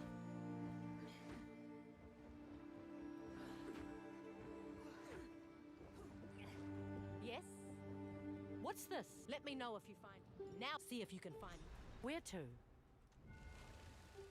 I clicked the wrong place. But that's fine, I'll do it later. You were looking at Is It Commanders and kind of leaning to Nira. Do you have any experience with her? Arrived. Yes. Ahoy. The lady who does, oh, what's the commander? She's one of the big, like, massive commander YouTube channels. She co-hosts it sometimes with, that one guy who used to be on the commander panel, and Brian Kibler shows up on there every once in a while. I can't remember what her channel is, but it's that one. She has a Nira deck. She has a Nira commander. Nasty Nira. I think it's hers.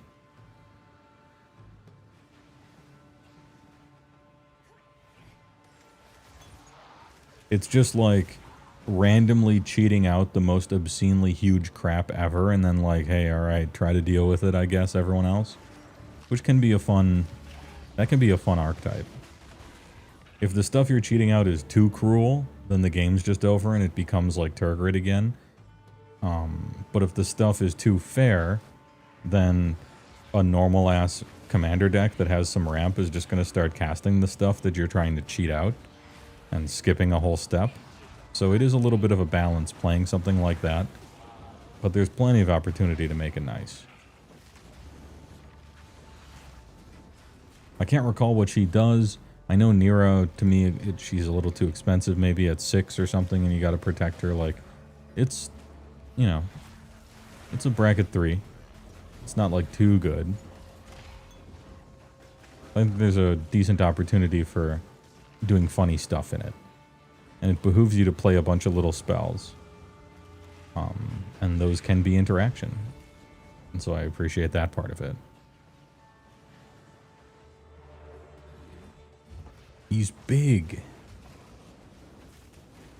He's dead.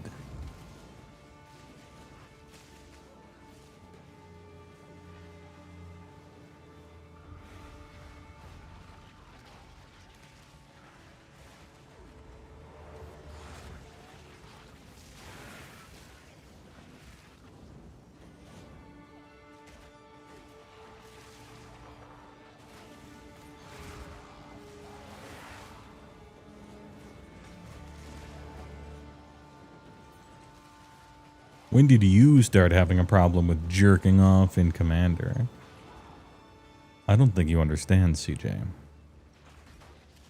This is me having learned my lesson already and being extremely reserved, restrained, held back,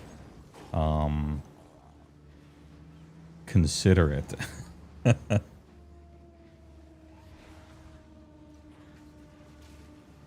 Imagine Unchained.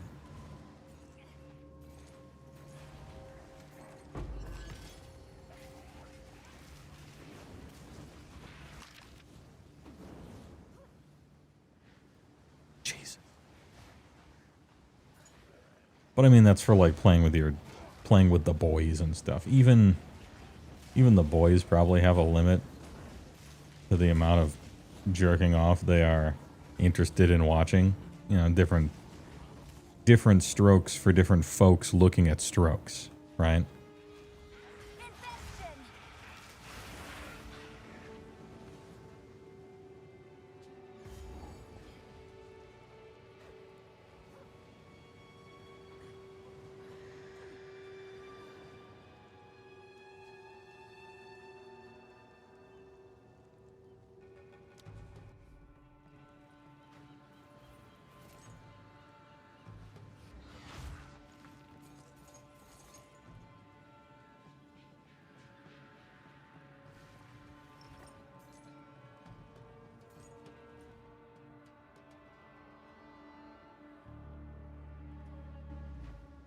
Wanted to see what was there.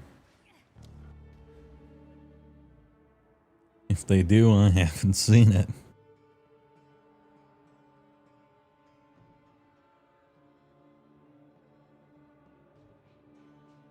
Still trying to search for that YouTuber. Any more clues? Yeah, here, I'll just type it. I'm sure I can find it. I'll find it in a second. I'm good at searching for things.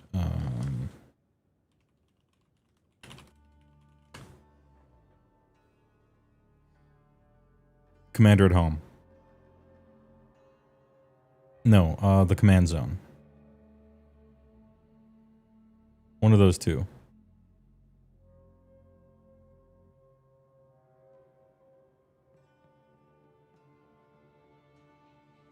Yeah, it's either Commander at Home or the Command Zone. One of those two. And the lady that's on it one of her commander decks is Nira. I think she plays it. I believe it's that lady. And I think the name of her deck is Nasty Nira. It's not like a template to follow, I don't think. Like, it's kind of whack. But it's a good start to see what other people have done with it.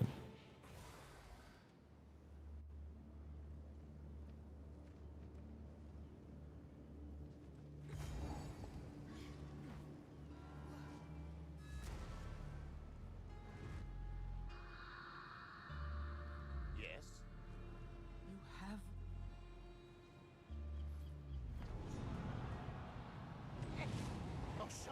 Survive the madness. Long ago, the Ramako tribe imprisoned a being of great malice here. They maintained it as long as they could. And then, the Tukuhama tribe inherited this duty.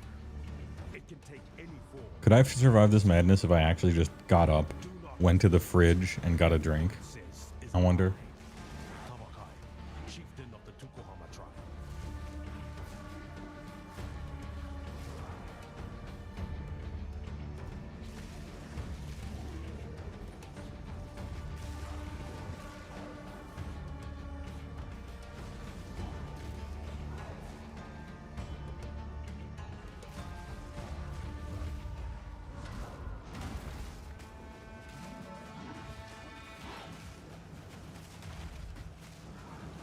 I am the master of fear. Earn him back. I actually just got up and went to the fridge. And my minions have protected me from the madness and apparently killed a boss. Now this is gaming. I got hit once. Was my energy shield all gone or just a little bit?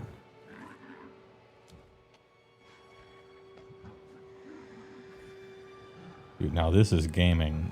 Now this is a minion build. Hell yeah. Hey, good shit.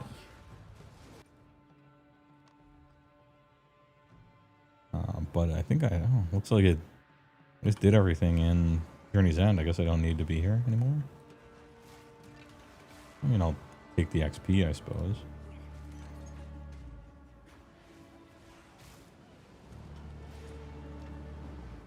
Welcome back, Summoner from Dungeon Fighter Online. DFO. Dungeon Fighter.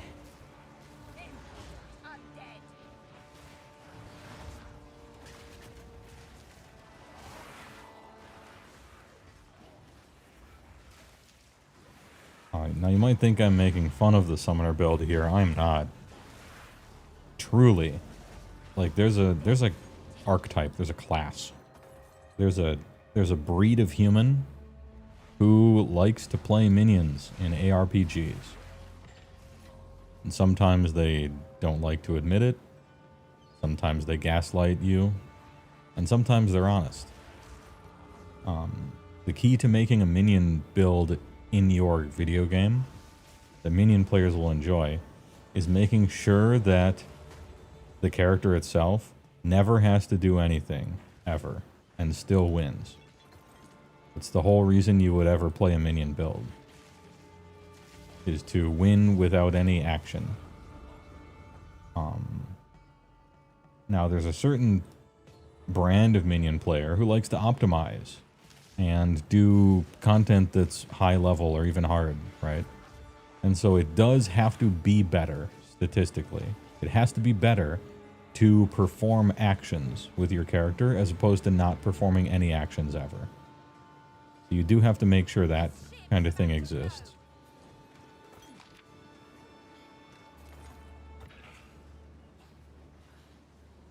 But you have to make sure it's not too much better. Oh. I guess the boat explodes. I never did that part of this map on my main. I thought you were just supposed to grab the treasure chests in time. Anyway, what was I talking about? Oh yeah. You want it to be better to do things but not by too much. Or it still has to be good to do nothing, I guess. Just a little slower.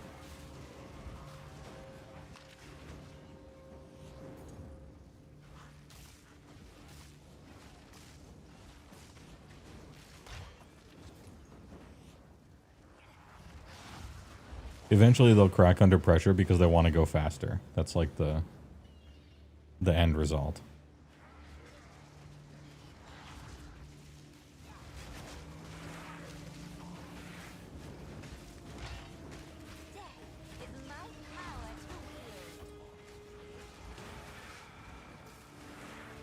What they should do is give you the summoner the ability to buff them. Oh yeah, they did. That's what you do. Like doing damage yourself by pressing a button or causing your summons to do more damage temporarily is sort of like the same thing. You're still pressing a button for damage to happen. It's just kind of in what way is it happening? Are your minions doing more or are you doing some? Like they're fundamentally kind of the same thing. Not entirely, but anyway, they can give you some buttons to press. That's fine. They just have to make sure that doing absolutely nothing will still win. It'll just take longer. And that's how to make a proper minion class in your video game.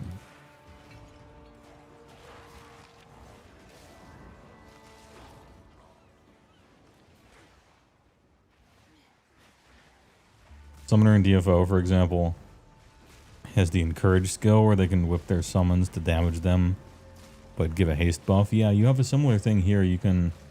One of your abilities is... you can sacrifice a minion, and then all the other minions become like... They get Bloodlust. Various buffs like that. And you can modify your gems so that...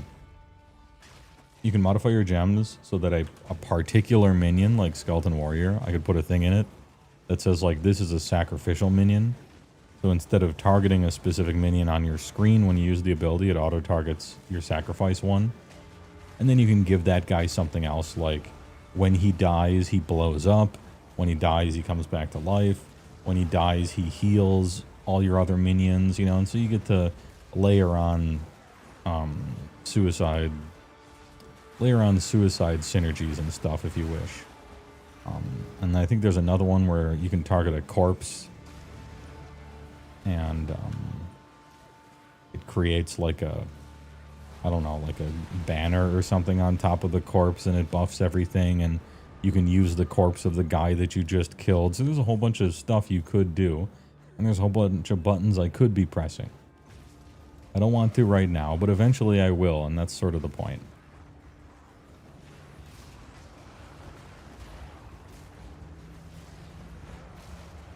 So far, it's pretty cool. I'm pretty impressed with the quality of minion play.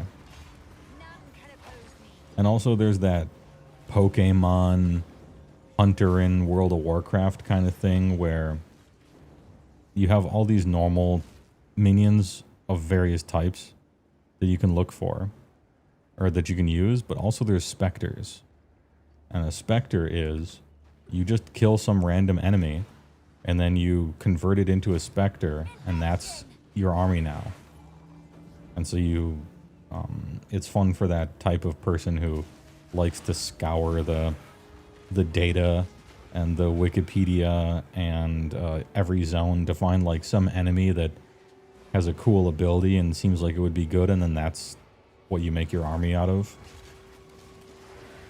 And I think that's just really cool. What a nice addition.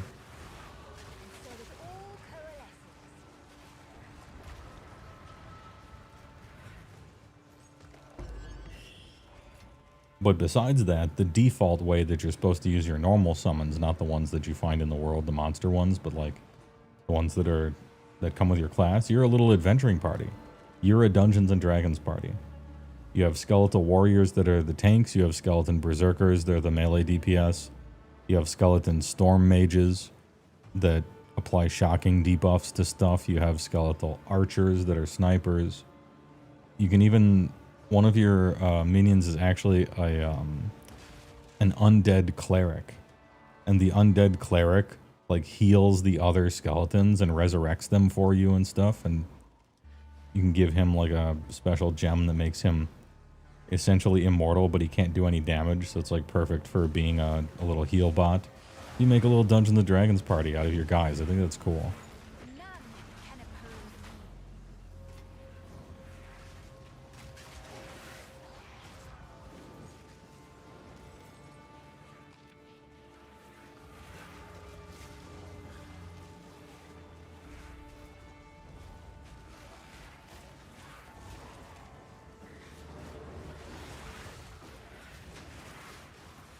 And then, of course, you have curses and buffs and all the rest, you know. And abilities you could use yourself that do damage, like their spells and contagion builds and everything. You can, like, kind of not even use minions as a witch if you don't want to. And you're pretty powerful. Arguably more powerful than you otherwise.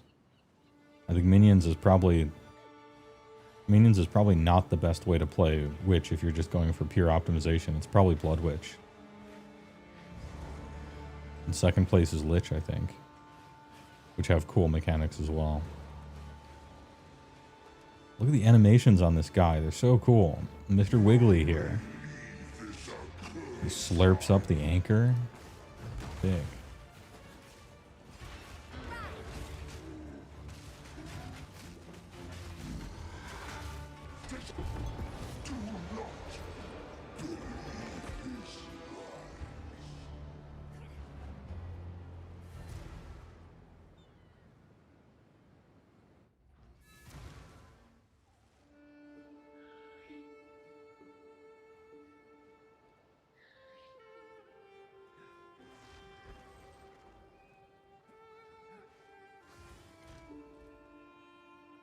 What have you learned?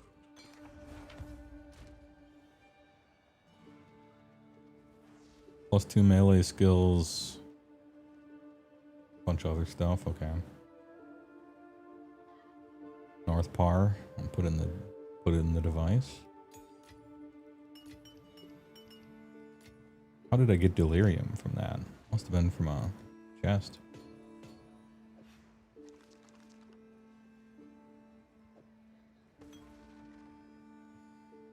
So you know how Cleric, Fighter, Wizard, Rogue is the standard adventuring party? Yep. That's the classic. Classic 4. What are your thoughts on Bard, Ranger, Druid, Paladin? Everyone can sort of duplicate the role of another party member a bit. I think it depends. I think the Ranger is the odd man out there. If anyone is.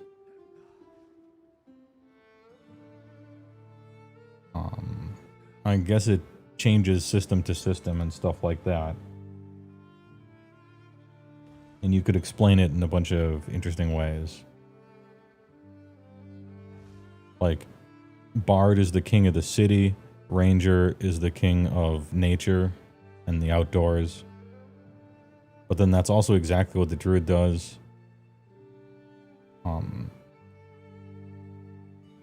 I think... But then if you explain it mechanically, it makes more sense. I'll put it that way. For instance, Ranger is the ranged one in the party, right? Bard can do whatever. Druid is a caster, Paladin is melee, and then Ranger is the ranged DPS. So you have a ranged person. It makes sense mechanically, which is neat. I would say that the Bard and the Paladin are outshining the Druid and the Ranger by a lot in that party. But it makes sense and can completely work, of course. What you need?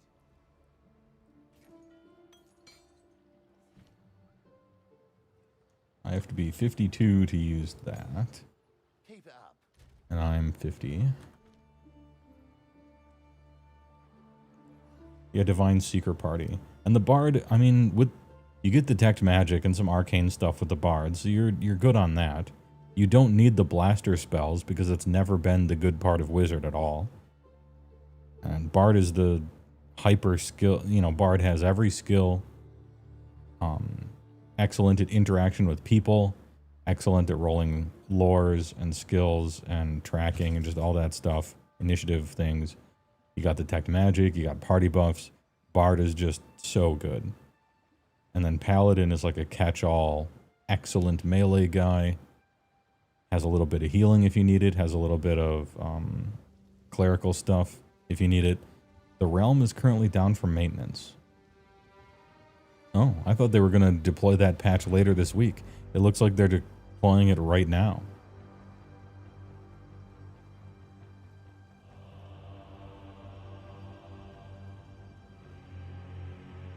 It might not even be down for that long. We'll have to see. Hey, I was chatting anyway. They released like a patch note earlier today where they're like, we're fixing a whole bunch of bugs and stuff. And we'll deploy the patch later. And they didn't say when. Apparently it's right now. They're just getting on it. I don't mind.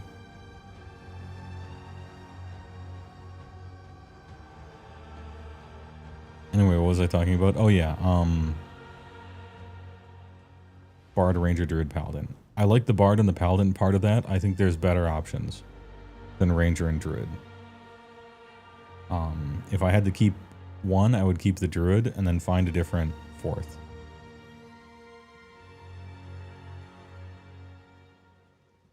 I don't want to be a Ranger hater, but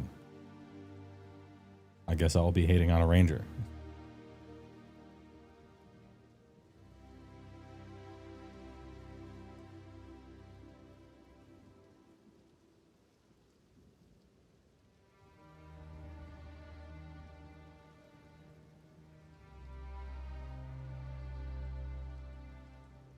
It's actually the perfect flex slot for what your friends like and what your campaign actually needs, right? Bard has the utility of Arcane and front-facing social everything plus Skill Monkey plus buffs. So Bard's perfect. Paladin is frontliner with good saves, a little bit of healing, a little bit of divine, good combat, all-arounder frontliner man. And then Druid has all of the nature stuff. Good casting, a bunch of optional. You can go this way or go that way, depending on what the party needs. You know, you can become bears, you can summon stuff, you can be the healer or be a healer if you need that kind of thing. You can blast a little bit, have good debuffs. Very good all-arounder to keep in there. Wild shape, you have a companion. You can help track down stuff in nature if that's a thing you need, you know, outside of the city where the Bard is kind of king. So all three of those are like very solid. And you can put literally any fourth one in there and it would probably work. Right? You put a wizard in there, it'd work great. You put any sort of ranged person, it'd work great. You could put a second melee guy like a barbarian or a fighter or something. Now you have two frontliner guys. You could put in like you could play like a warlock or something in there. So you have two kind of weaker arcanes that if you add them both up, they're good. Plus she'd be good at like a ranged spellcaster kind of thing with Eldritch Blast.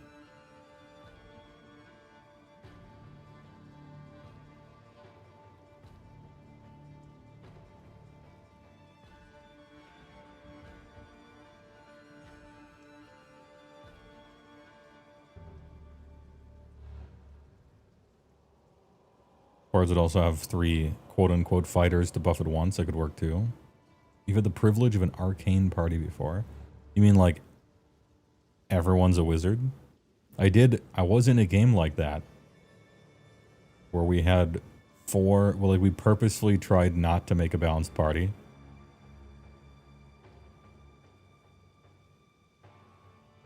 And so it was essentially 4 different wizard subclasses. Like, it was a sorcerer, a wizard, someone working their way through Mystic Thurge, and like an arcane archer or something. Absolutely no one could live for even 1 second in melee combat. No such thing as a frontliner. It was an interesting game to be in, though. I'm going to check the POE website and see when this is expected to be back up. If this is like really temporary or if this is... No, we're down for real maintenance. Let's see.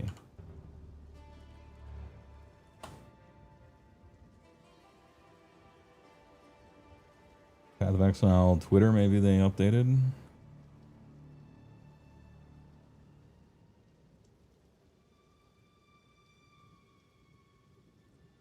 Patch 0.3.0b will be live in 25 minutes. Okay. And that was 30 minutes ago. Maybe this is just deploying a patch.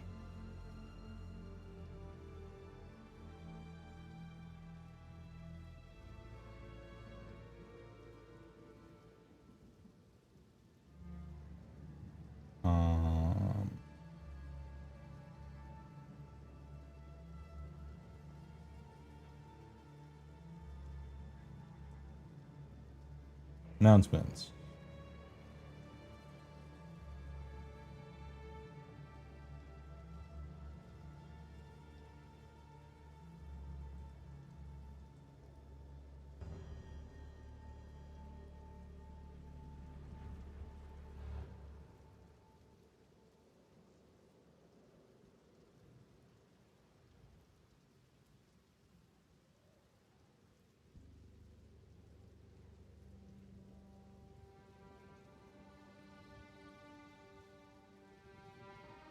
Another robot. Man, this is a...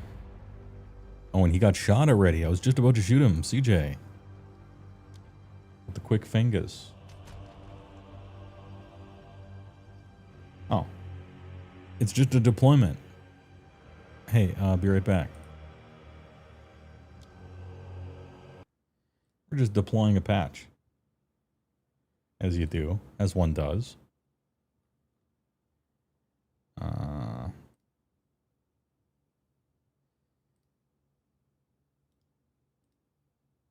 Let's patch it.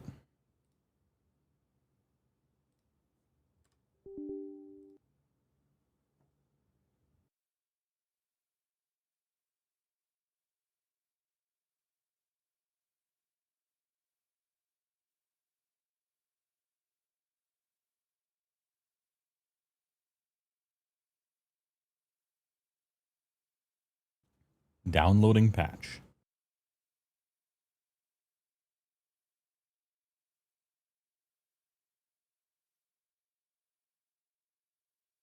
It would be a pity to stop so soon. I got another 2 hours of stream before Warhammer Weekly. The Body Bencharella shows up.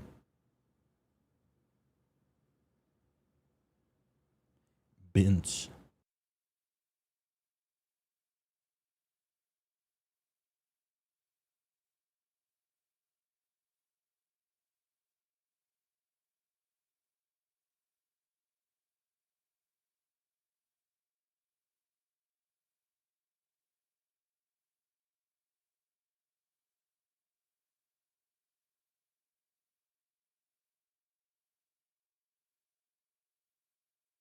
Hey, while this downloads, please enjoy a commercial. I'm gonna get up and get a drink and stuff. Stretch your legs a little bit. Halfway through the stream break, I guess. Get yourselves a drink.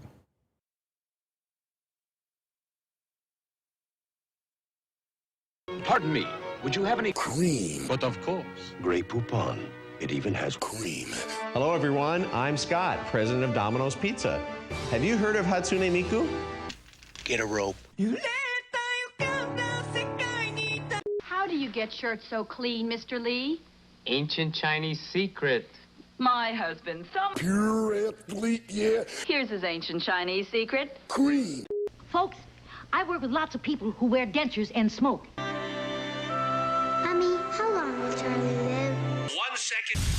I like the Whopper the way it was. Fool. The new Whopper has more beef than ever, with luscious taste and a foamy trait. Dunkin' Hines Yellow rises to great heights of moistness. This is the day of great taste. Deluxious. This is the day of great moistness. This deluxe yellow rises above the rest. Moisture. Haven't you ever tried it? No. Is it soft? Squeeze it. Ooh, it is soft. And help take a bite out of Cream, yeah. It still tastes good like a cigarette should.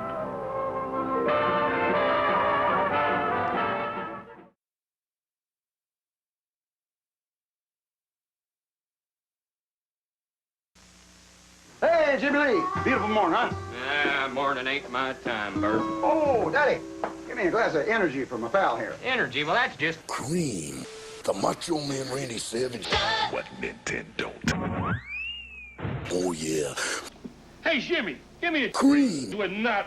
nothing. It certainly is a big bun. It's a very big bun. Where's the cream? A dream as sweet as this. Cream. Dreamy wine. I soaked in it. Madge, I soaked in it. This is the cream. This is your brain on Cream. Any questions? Time to make the Cream. Dunkin' Donuts are always fresh. I made the Cream, yeah. Remember, only you can. Cream. Nobody does it better. Nobody does it better. Hertz leads the others by far. Nobody does it best of all you. Mr. Owl, how many licks does it take to get to Cream. Let's find out. Let your fingers do the walking. I'm Mr. Buckets. Toss your balls on my top. I'm Mr. Buckets. What do you get when you press on a can of Noxema? Great balls of comfort. You get I can't believe I ate that whole thing. Oh, where have I heard that before? Unjustifiably in a position that I'd rather not be in. I'm calling paramedics and your family, Mr. Miller.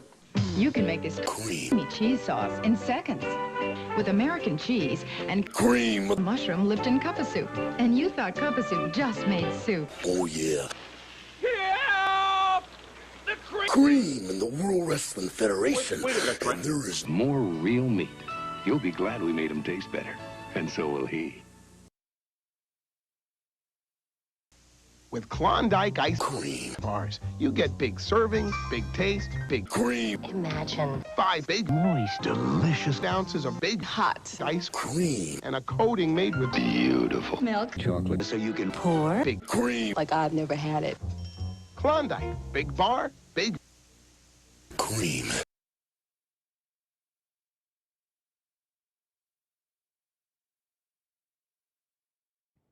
Dude, watching all of these in order is like a hypnotically bizarre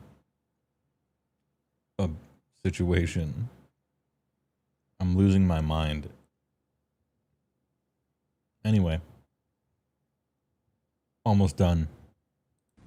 Hello there. I'm Mr. Cream. AC Penny. When it fits, you feel it. So big you gotta grin to get it in. Once you pop, the cream. Don't stop. If it doesn't get all over the place, it doesn't belong in your face. Deliciously hot, dangerously creamy. The juice is loose. She wanted to remember the love they shared for Cream. Sometimes you feel like a Stuffed 5 ways. So my family's looking for beef. Now, that's what I call Cream, yeah. Because I'm good enough, I'm smart enough, and I am the cream. Then why do we call it big? Because big things go into it. at the Men's Warehouse. You got cream. I guarantee it.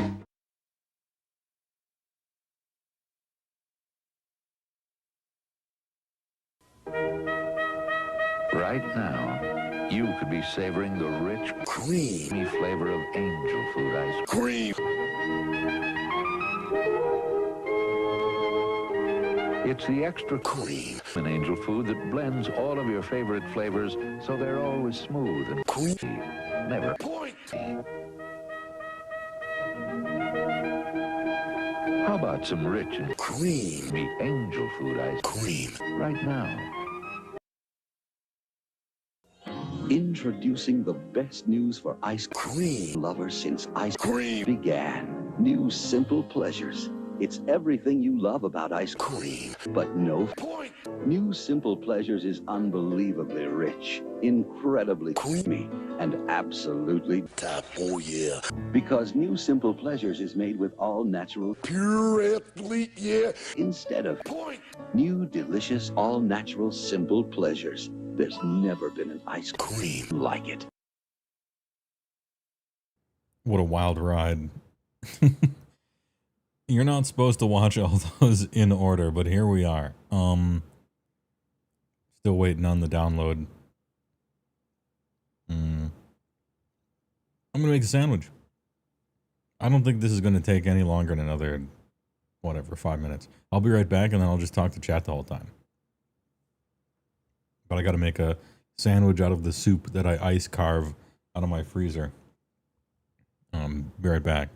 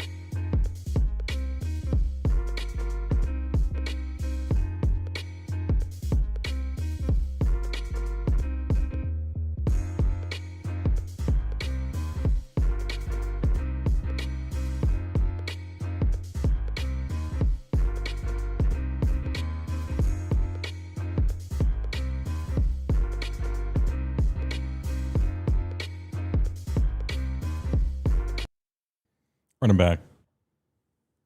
Oh, what a delicious slice of soup that was. 61% complete.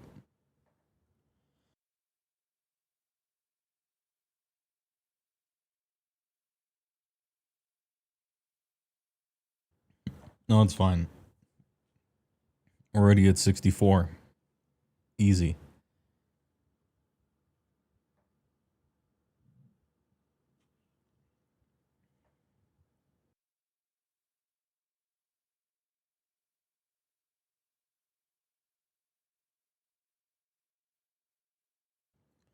You did also have a party you're more or less boiled down, becoming a superior in-universe spy network, superior to your own Thieves Guild. On the scene, seer, beguiler, druid, often wild shaping into a pigeon, rat, or cat, along with a charismatic paladin, aka a fighter rogue. Cool. Fun old notes. I suppose, hey, let's continue reminiscing. What was another... I made a guy... I made a, like, bad guy boss fight thing for the party to fight against in 3.5. When Book of Vile Darkness and Book of Exalted Deeds came out, and the party played stuff from Exalted Deeds, and they fought stuff from Vile Darkness. Just seemed to make sense to me. And there was, I can't remember what his name was. It was essentially the Shadow Knight. Like the, just the anti-paladin, the opposite of the paladin guy. I don't know what they called it in that book. I can't recall. I think it had kind of a dumb name. But everyone I knew just called it the Shadow Knight from EverQuest. Blackguard, that was it.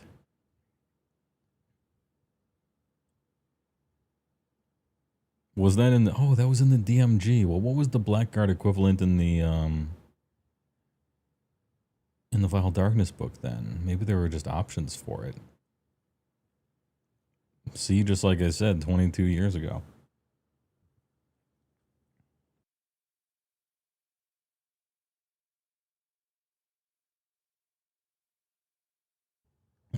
But there was some belt. I want to say there was a belt in the Book of Vile Darkness.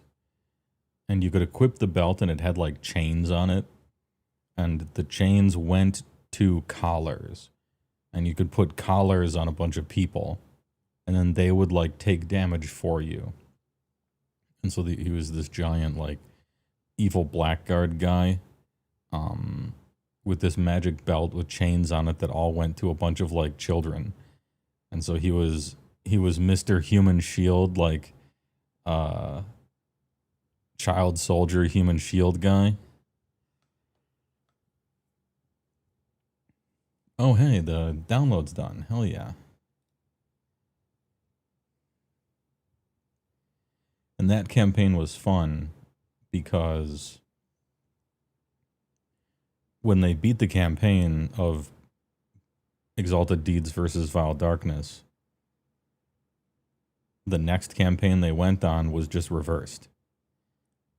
And so they played evil characters, evil party trying to conquer the world, Vile Darkness, and then all the quote-unquote bad guys, or shall I say antagonists, were from Exalted Deeds. And that one was way more fun and interesting and memorable. You can do the evil party in a lot of fucking dumbass, cringy ways. But it can also be super sick. Super enjoyable. The entire party was just... what was it called? It was just Death Clock, the party. Like, the humor levels were really high, but the brutal evil levels were also really high, like comically high. And they were just a party of Death Clock, trying to conquer the world. Like, you had the Nathan Explosion frontman guy, and, you know, just all that. It was just a brutal, funny, evil party like that.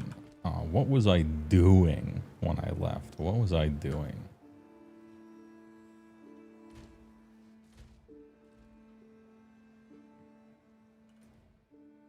I had just finished that. Oh, I wanted to get the crab and that guy on Bukapanyu Island.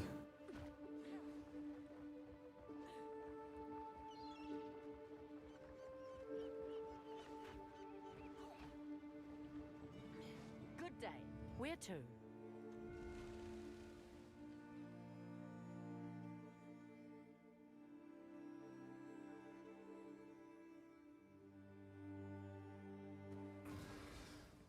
Evil's way cooler. They were. Land ahoy.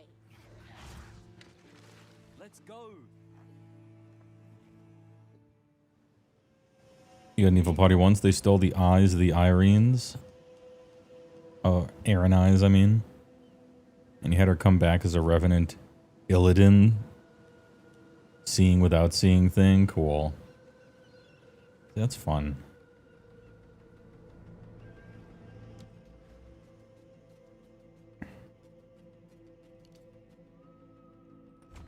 Energy recharge.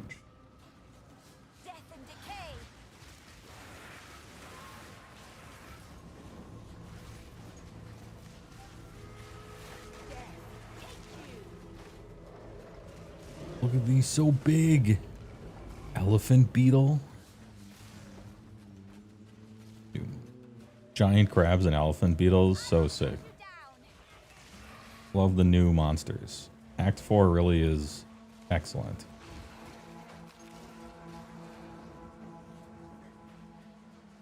You know, I could probably get my second Descendancy now that I thought about it. I should probably just do that.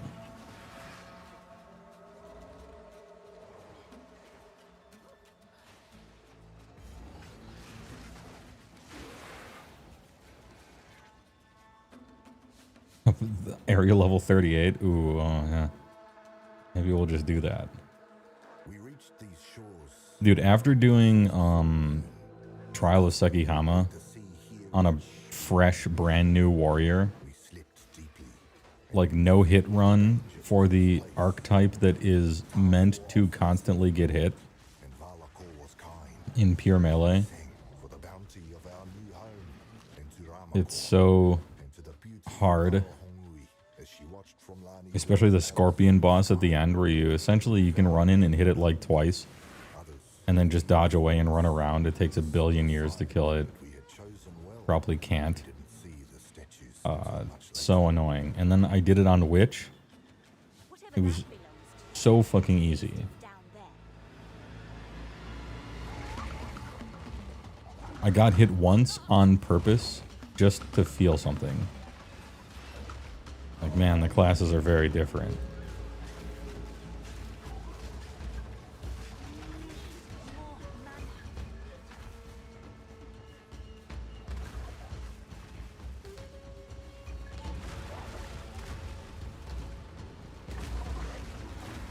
I can't see where he's going to appear because there's too many explosions on the ground. Alright, there we go. Pity I had to kill it.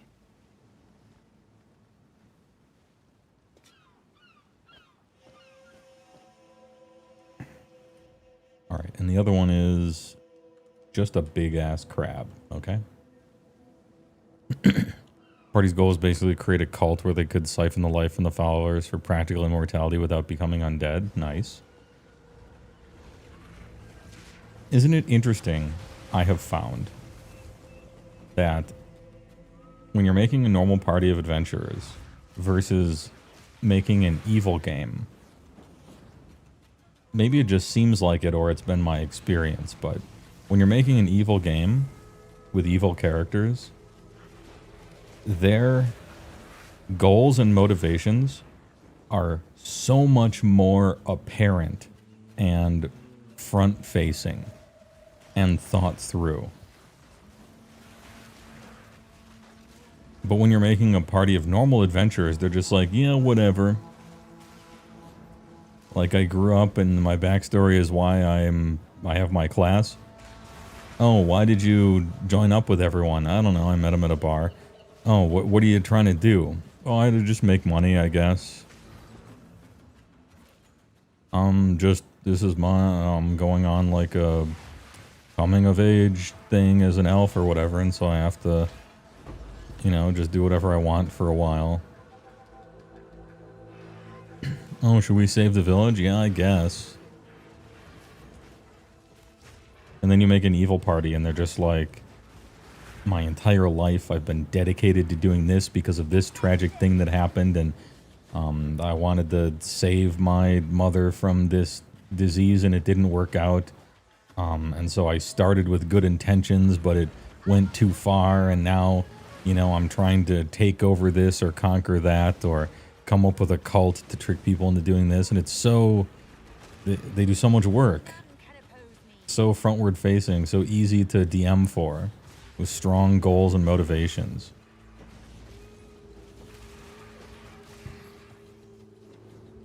Do you find that to be the case, and or do you agree? And if so, why is that?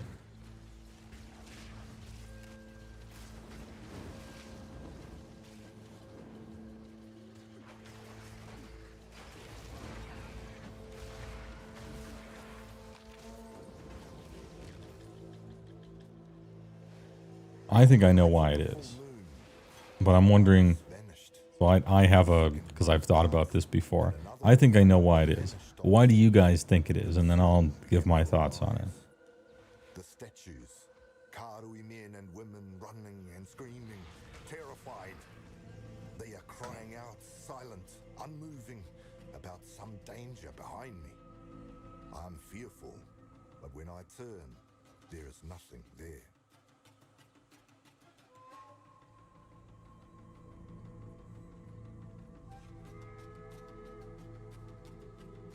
Evil is simply the selfish alignment. Players are more focused on what I want to accomplish. It's the alignment of ambition. Not at all. Neutral evil is for sure the selfish alignment, right? But lawful evil doesn't have to be very selfish at all, even. Neutral and chaotic lean more selfish, whether it's good or evil, I think.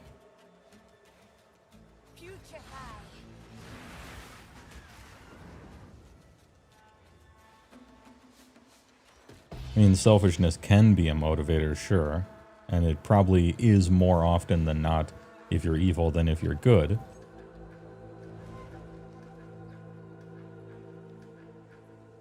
But I like the ambition angle there.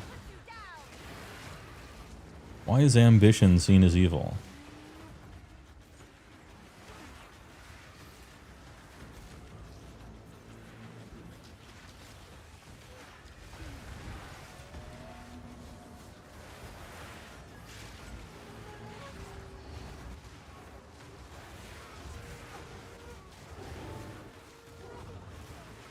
It's not, but it's a neighbor to selfishness, I suppose. Maybe it's harnessed selfishness, like used as a energy source, maybe, or some such.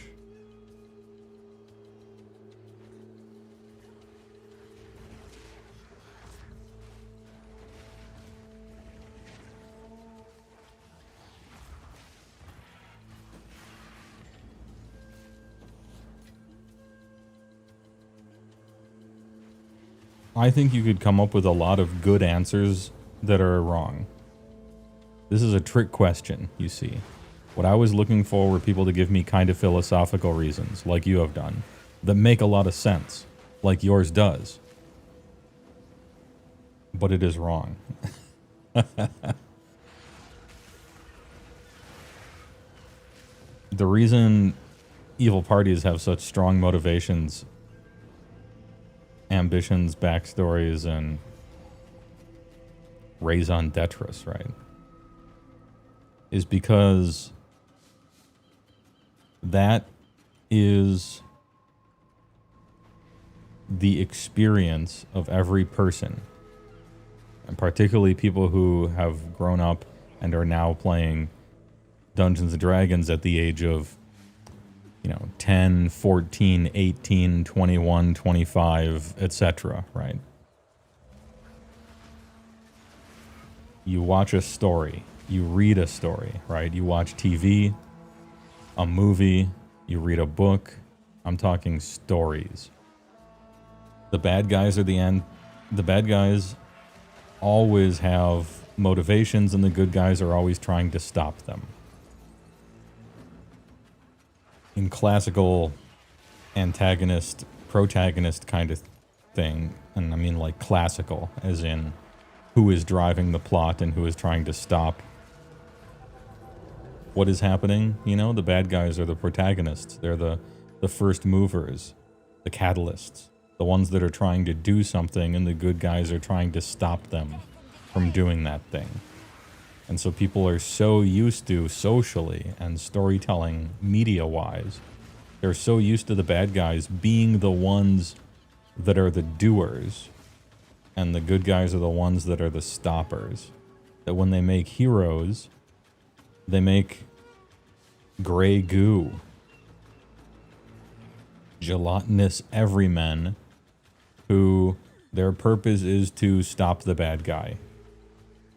And it generally doesn't get much deeper than that. And then when they're forced to make a bad guy, they automatically fall into the conventions subconsciously that they have been essentially shown their whole life, that bad guys are trying to do something. It's just bad, that's all. I think that's the real reason why. Evil lurked in the darkness, fleshy mouths open and shaking, awaiting a feast. That close, I could feel it in my body. They must have been singing, and only I could not hear. And this is heightened a lot in the kinds of media that nerds historically tended to consume. Comic books, anime, fantasy stories. Bad guy always has a big overarching plan, and the good guys are essentially just always trying to stop it. Survived that night, but another is coming, as Arohongui waxes full once more.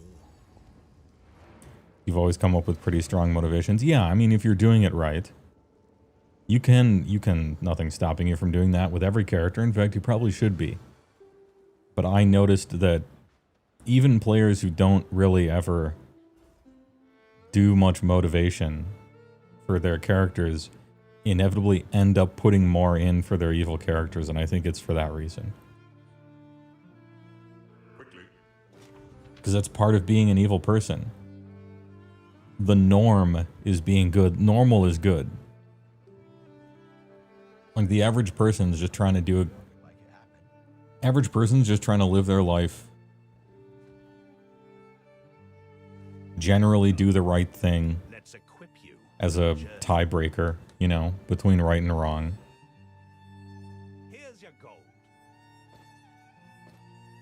But an evil person, a mass murderer, evil warlord, you know, crazy, you know, brutal dictator, mercenary, gone bad, you know, the evil person, something had to happen. You need an explanation for that. Why did that person, why does this person steal? You know, how come this person, you know, shot up a school? How come this person needed to become a dictator here or there, or take over this place, or fire everyone, or whatever? Like, the evil person, you're looking for an explanation for that. You know? And that's already like thinking about a backstory and motivations. You know, you look at the news and there's an active shooter, everyone wants to know why. It's like the first question. You look at a feel-good story where someone like was feeding the homeless. You don't ask, why are they feeding the homeless? You know, no one asks why. They're just like, oh, they're doing a good thing. Good for them, you know? Isn't that nice that someone's doing a good thing? But when someone does a bad thing, the first question is why.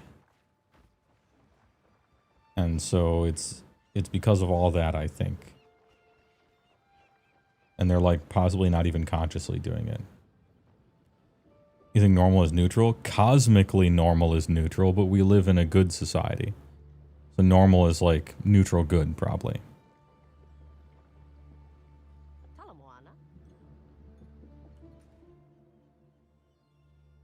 I never found that crab. I need to find the crab. Do we? Yeah, of course.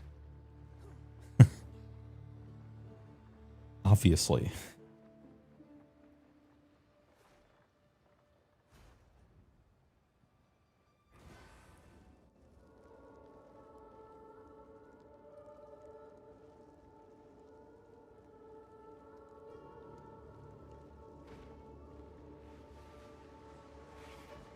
Wait, so I didn't find the crab. Oh, but I got the shark fin too. Who did I give this to?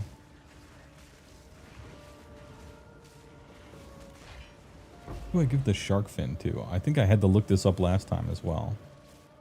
I don't need anything inside the caverns. Anyway. I gotta find the crab. When are we gonna play an evil game? So anyway, when are we gonna start up that Rifts game again? Are you the good guys? I'm on it.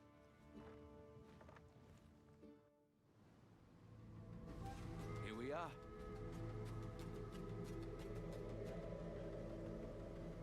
When are we gonna play Rifts again? I should schedule it, huh?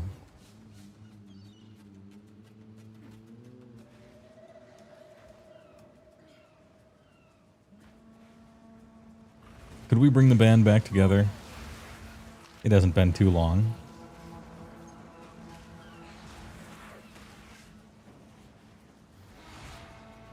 Tell you what, as soon as I get laid off, I'll have plenty of time.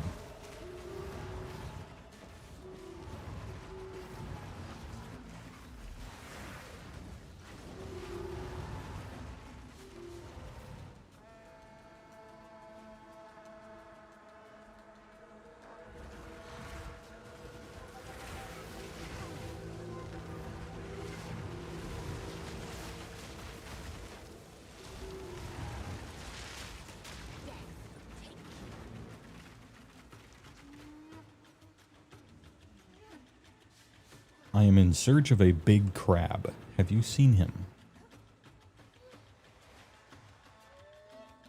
Yeah, I know Jupes does have basically zero availability for a minute.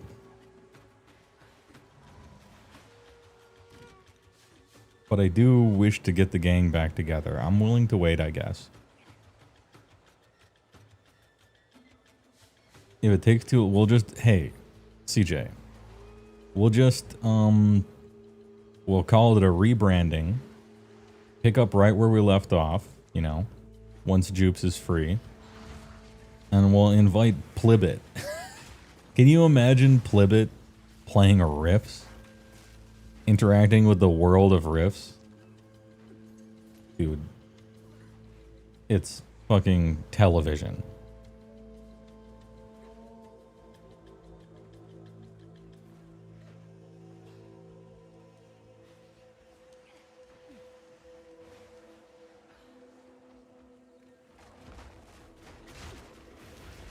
I think she likes my NPCs too. The big slurm guy, what was his name? That spoke like Mr. Plinkett. The fucking humongous Senator Armstrong guy with a heart of gold and a brain of empty. And his dog girl wife.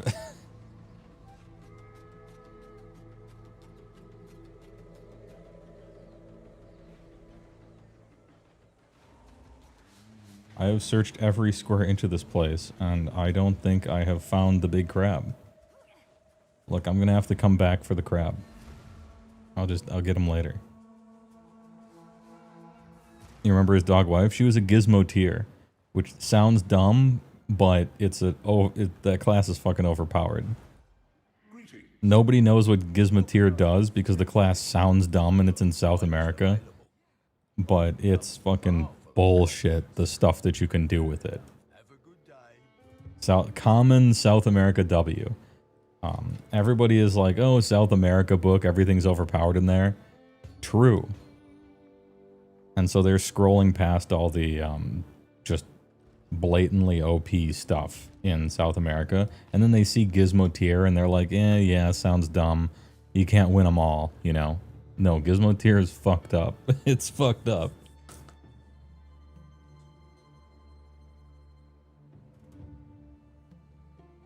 She can overcharge a boom gun to do 6d6 times 10 per shot. And then repair it after combat. It's absurd.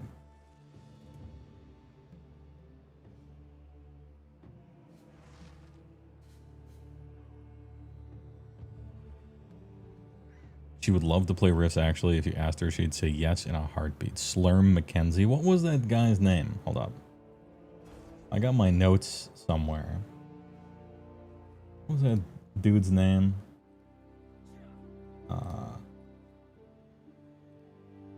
I'm looking at my notes.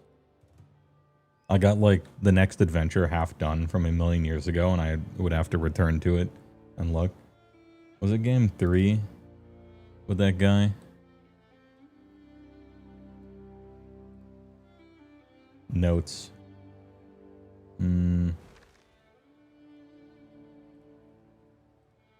That was the Blood World episode. Town. Yes, I used Notepad. I think it was game 3. Oh yeah, the different food restaurants. Wonton Louis. Wonton Louis, owned by Louis Zhaofanzo. It was Chinese Italian. Chimichong was. And his name was Grub. Grub's Grub, and the guy was named Grub. He's a slurmph, which is a slimy dudes that don't have noses. His name was Grub, and his breakfast was delicious. That guy, and you solved his very simple problem. Grub's Grub, and you push the breakfast button. Push button for breakfast. One push equals one breakfast, exclamation point. And it comes out on a conveyor belt? Hell yeah. Now we're talking.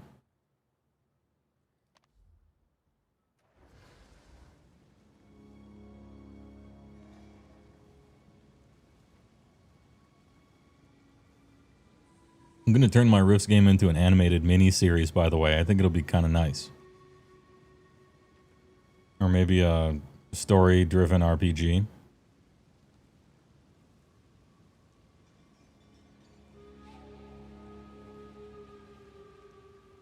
I think I got a decent plot and a good cast of characters. I think it could work. Anyway, I'm gonna do the Trial of Chaos for my next Ascendancy because I forgot to.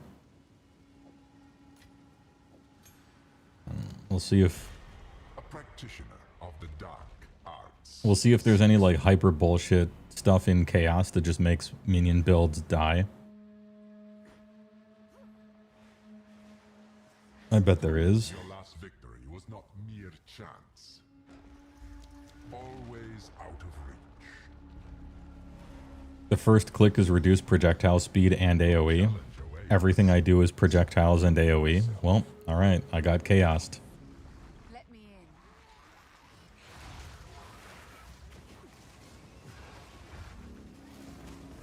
in. Hey, I mean, they're still killing them. Still doing pretty well.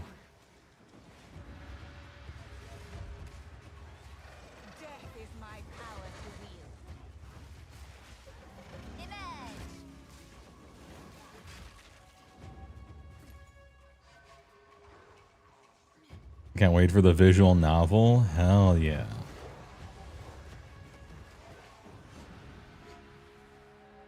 Type Moon.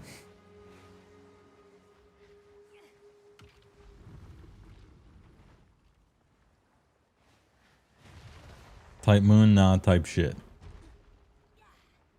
Alright, chat, type shit. Don't get overconfident just because you beat the first room. Doomground. Turrets that will periodically fire projectiles. Doomground. Be careful where you stand. I think my minions might die to the Doomground. That might be an issue, but we'll figure it out. Don't die. Oh wait, technically I can tell them to stand here, right? Like I can use tilde and tell them to move somewhere. Can you guys move a little bit to the... Okay. They're fine. They're fine.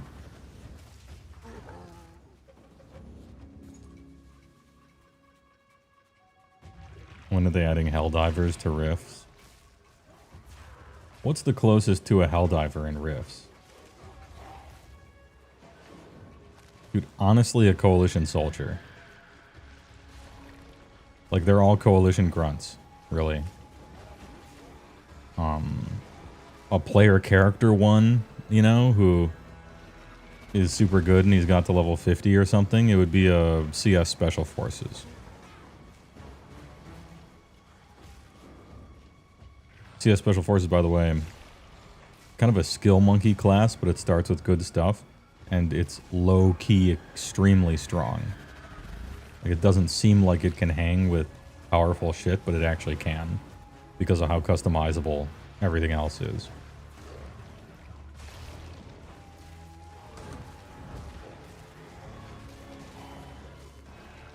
One of the neat things about making a Rifts character is you look at the class and you look at the abilities it gets, and you're like, oh, okay, I don't know. But let's check the equipment section. What do I start with? Oh, you start with just whatever? Okay, this class is sick. One vehicle of choice, no limitations. Oh, word? Okay. Hey, I can hang with anybody now. Long you breaking the tether. Ah, damn, all this stuff is cancer. Deadly volatiles, don't like that. I guess turrets. Slay them amongst the flames. Does it start with a Walkman? It actually does. Leyline Walker does. Shifter does, I know. Powering the monument requires souls. Unironically starts with a Walkman. Best game.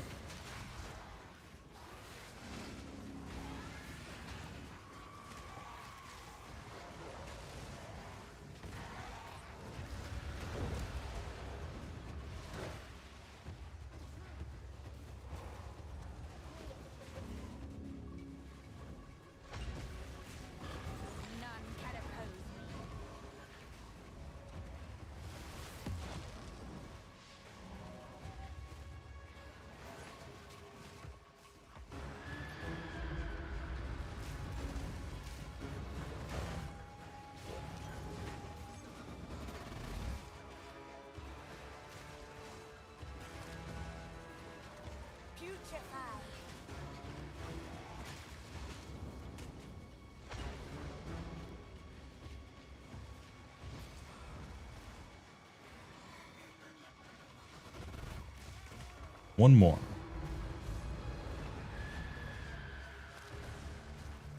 This her way. Okay, level 1 of the little flame shooters are not that bad. Everything gets extremely toxic, starting with 2 and especially 3. But at least level 1 isn't that bad for them.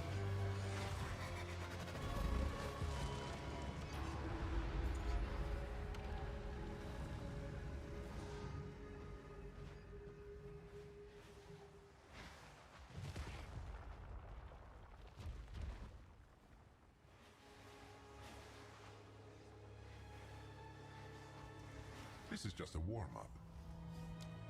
Ooh, big rare monsters. Hell yeah. Free slot. Lucky. Lucky got a free slot. It's the bird that vomits a dog, huh? Alright. Will you prove to be food or fate? Got him.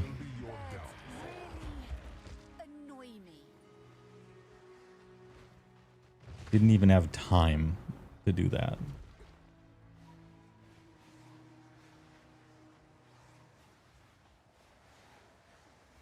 Hey.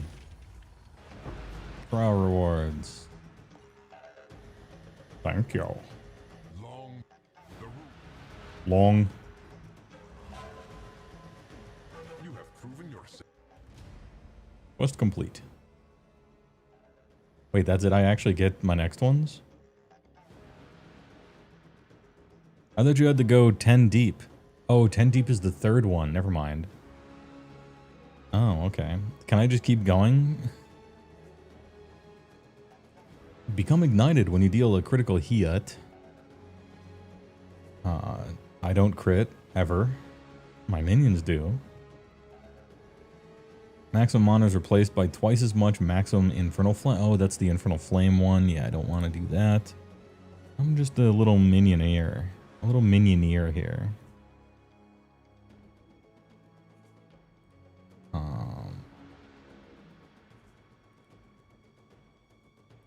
I choosing?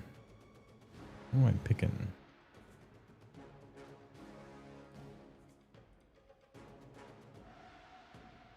All damage from you and allies in your presence contributes to flammability and ignite magnitudes. Don't care. I mean, it's kind of good. Oh, and this is the demon form thing. 20% of cold damage is taken as fire, 20% of lightning is taken as fire, 20% of physical is taken as chaos. Interesting. Huh. This seems like just a high quality defensive node.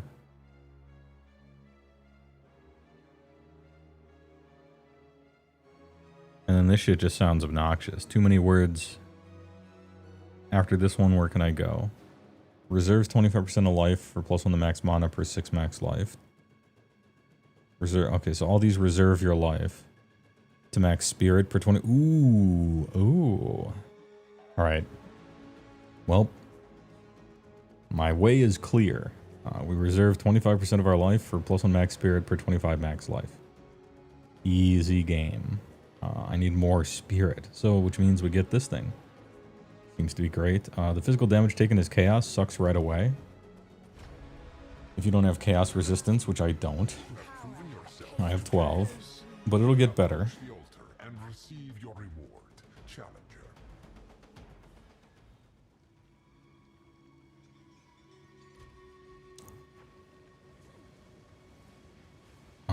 I feel like I could do the next one even now, but I don't think I have any. Yeah, they're all like 80. The lowest one's 77. Well, maybe if I get one. Elemental resistances. Element threshold. Okay, I got one of the trash ones. Garbaggio. Anyway, nice trial. Positively relaxing experience compared to Warrior.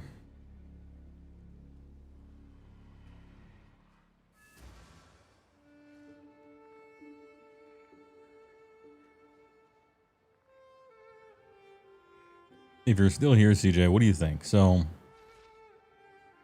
obviously I want to make content out of the Rifts game.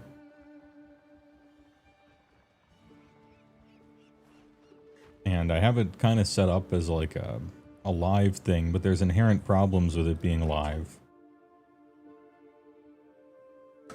At the end of the day, would it work better as a stream or as a YouTube video? Probably a YouTube video. But the fact that it's live is kind of neat. Now we could do it live and then chop it up into a YouTube thing, but that takes a crazy long amount of time. It takes more time, in fact, to edit a live broadcast into a YouTube video than it does to just fucking record it.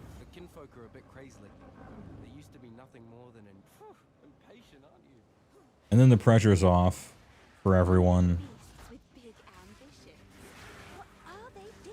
But you know, something is lost. It's like a special thing to be watching it live, I guess, but you could just have, but if it's like, if I'm recording it and it's just, okay, we're not live, but I'm recording it, I have everybody locally record their dialogue so I can replace it over it. And if they do that, it saves me like 20 fucking hours in editing, you know? Just making a nice, crisp experience. People can like, oh, I'll be right back, you know? I don't have to worry about constantly talking to chat.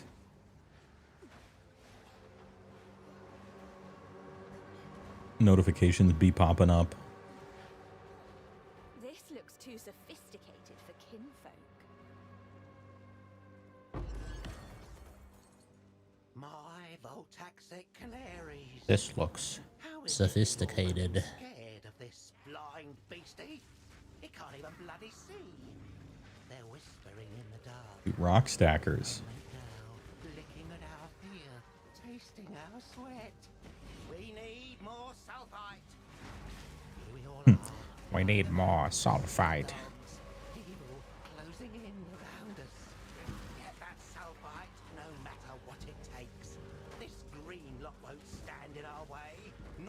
we've got down here.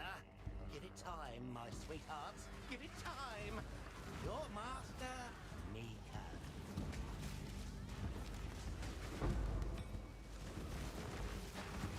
Ribby. Fire damage, amount of life leached, banner. Fully broken. Trash. But I can 3-1 it, so.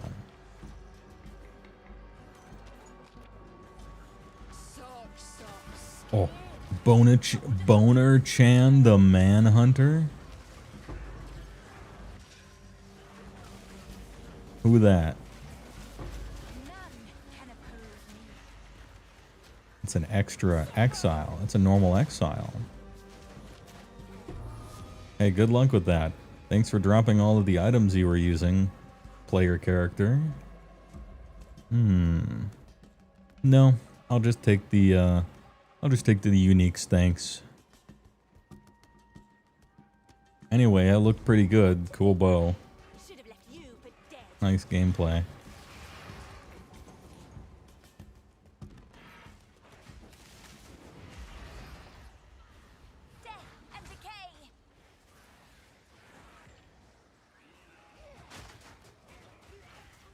You kind of like that? It sounds like the Eternal version ends up better.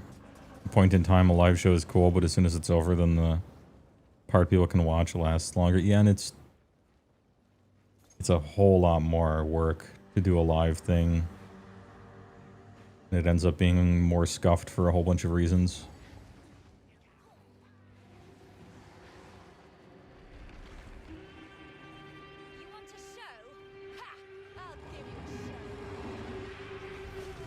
It is fucking cool, though, to do that. And there could be some cross-pollination and stuff, you know.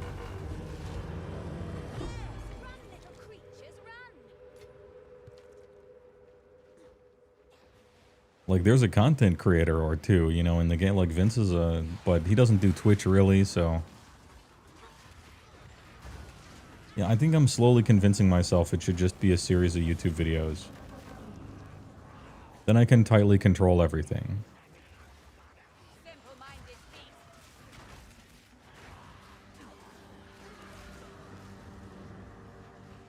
Put some production value into it, like the intro that I made.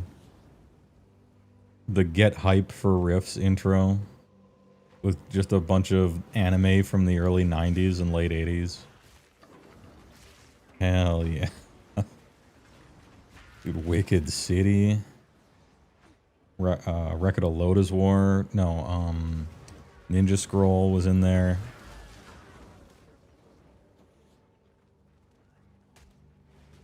Little Bubblegum Crisis. I'm pretty sure I had Akira and Spriggan both in there.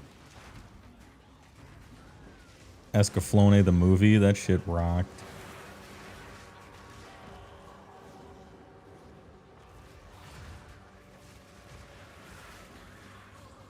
You rewatch that clip at least once a month. It is sick. It's closer to what I do for contracts. It's like revealed trailers and hype videos and stuff. And I finally got to do one using my own source footage. I mean, not source footage I made, but just like my choice of stuff. Fun.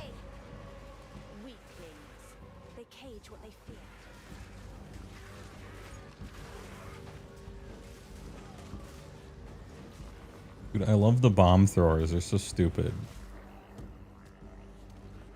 Beast pen. Better dead than caged. Take a gem.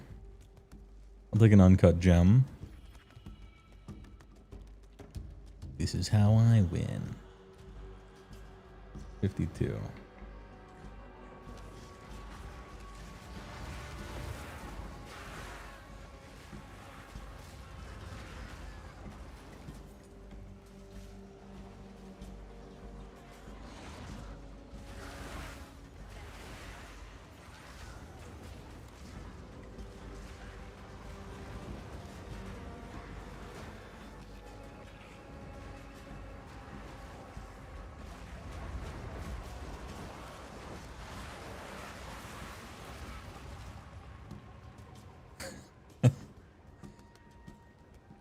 Hold on, too many effects.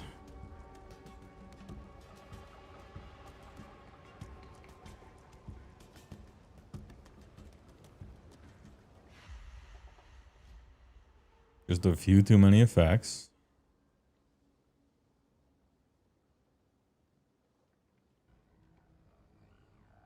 I mean, you don't have to talk about it now, CJ, but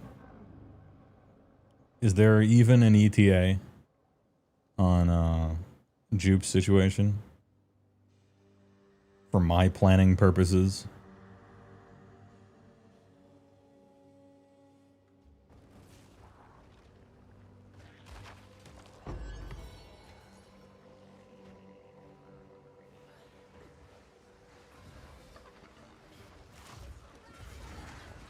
Like, Vince does have a busy schedule, and he does need very early warning for stuff, but if it's on the schedule, he will show up, right? So there is that. He's reliable, but he needs you to be reliable too on when you say to show up, so not you, but me.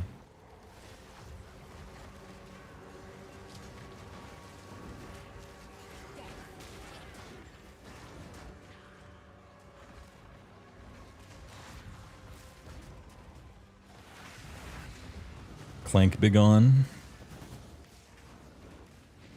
Get banned. Sell your review bots elsewhere.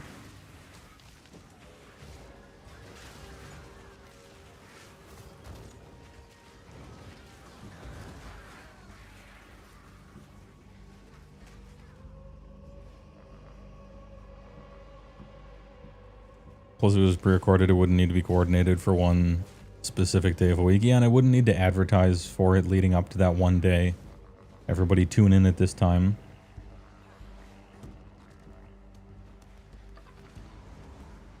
Oh, back to the beginning, am I? What do I need to do here? I did both of the beast penetrators and now the volcanic warrens. So I just gotta find the exit.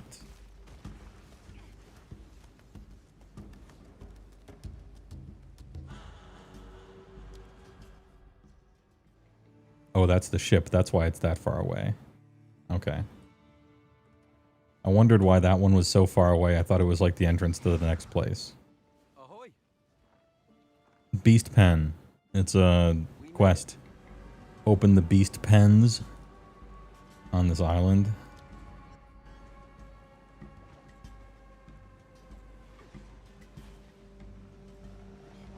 Alright, which one is close to the exit after the crash? My map went away. This one? Yeah, here we go. Nope, that's boss arena.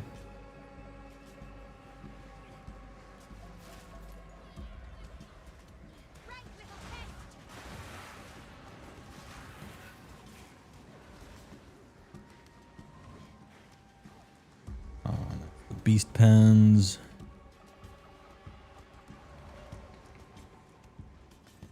It was an unfortunate time for it to do the crash thing, because I don't know where the exit is. Here we go. Volcanic Warrens. It was this one. It was this one.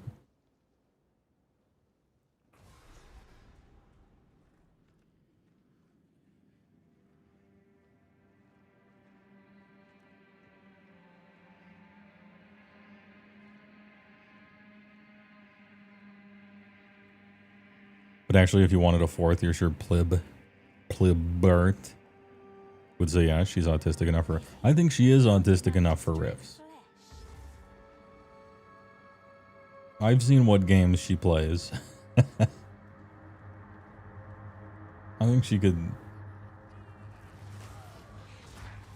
Like, she would need a lot of help. This has nothing to do with her, because anyone does, no matter what. But she would need a lot of help during character creation. But the mechanics aren't that crazy for Rifts. It's just mutant. It's just mutant Dungeons & Dragons 2nd edition. That's all. Like, at one time there was AD&D 2nd edition, and then it mutated like the Toxic Avengers or that one dude at the end of RoboCop who gets hit by a car, you know? And that's rifts. So it's like relatively simple. You roll d20s and add numbers to them.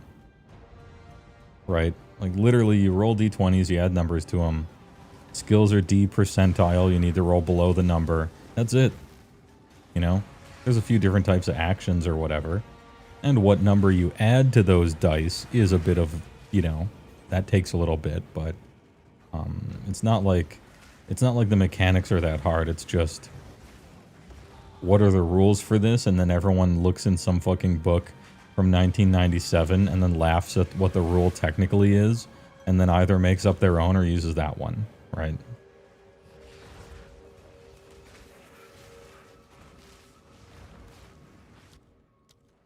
I might as well spend some passive points while I'm here.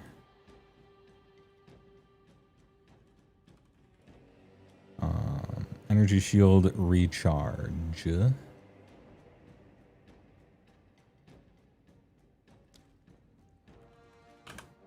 What are the minion nodes?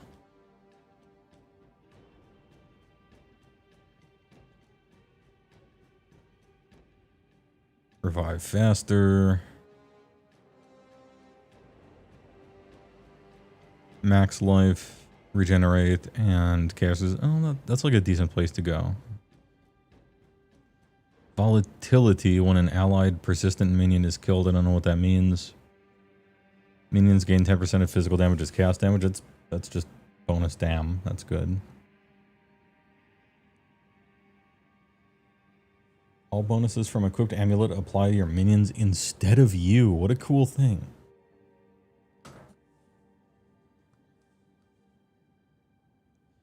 You needed like a month of help between picking a class and finishing the background. I'm sure you remember. I do, but here's the thing.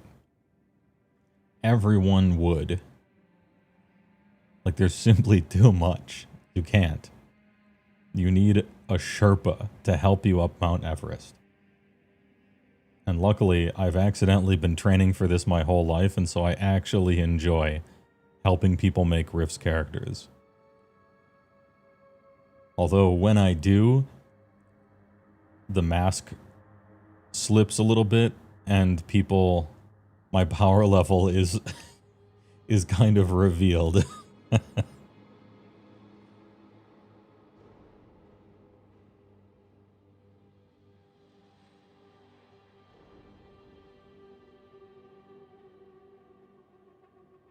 This is like resist cluster, reduced reservation efficiency of minion skills. Your minions are gigantic. Do you see this node? Gigantic minions have 20% more max life, damage, and size.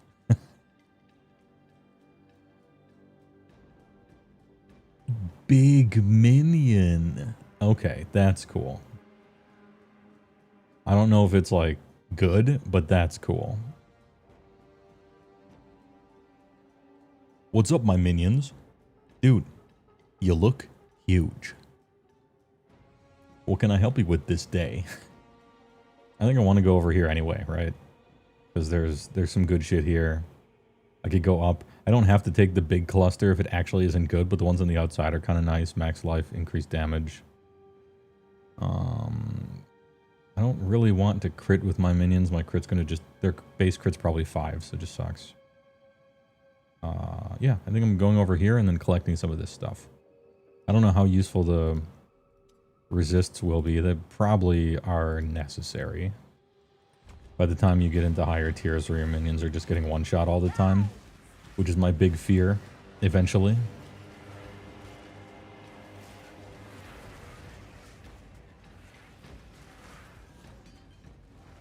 My minions.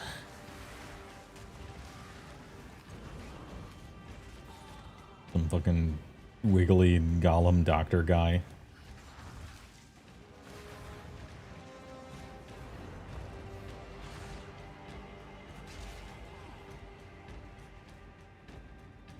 None can stand before my minions.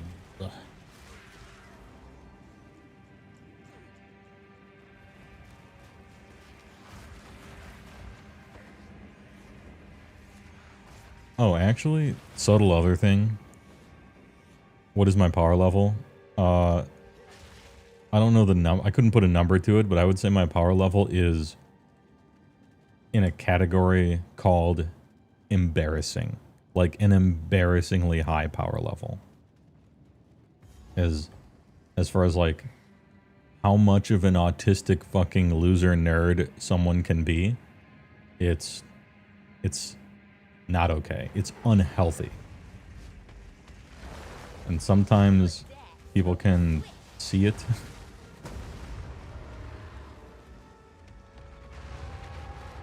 Oh, there's two of them. Big.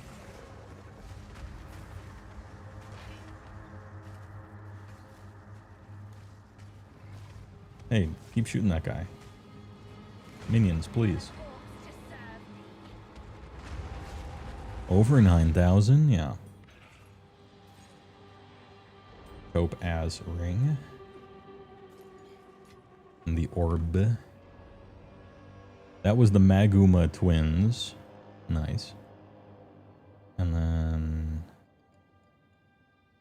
Krutog, Lord of Kin.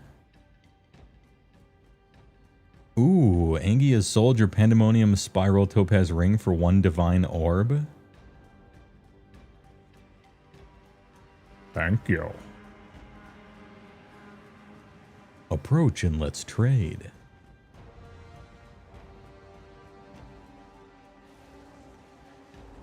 Nice.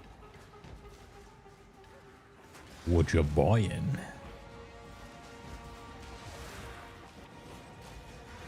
Thanks for the div, friendo. There's like witch boots that are super good, and you essentially have to use them. They're like a low-level item, actually. But this early in the league, they're kind of expensive. You use them from like level 12 until level 100. You just always use them. I can't remember what they're called. They're like Ulquiorra boots or something like that. And they make the spirit cost efficiency of all your minions lower, so you could just summon more. Plus it has move speed on it and some other stuff. They're ridiculous.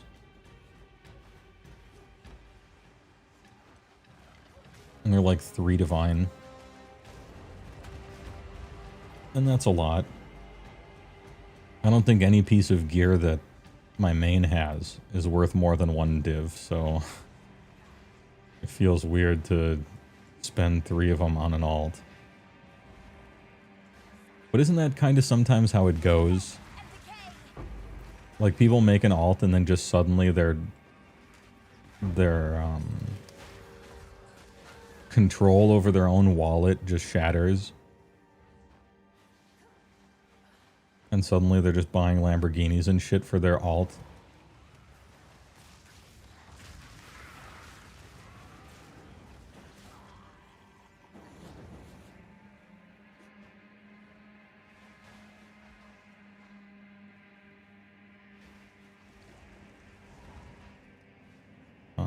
Maybe over here, I guess. It's the only place it could be. Or down here. This is a cool looking zone. I rather like the Maguma down there.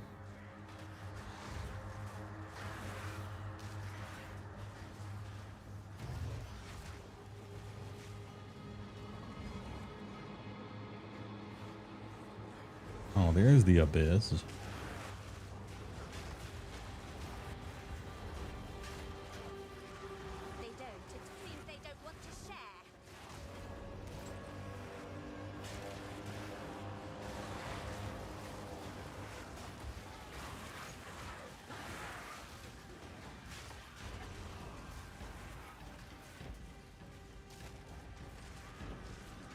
Yep. Just a normal minion fight.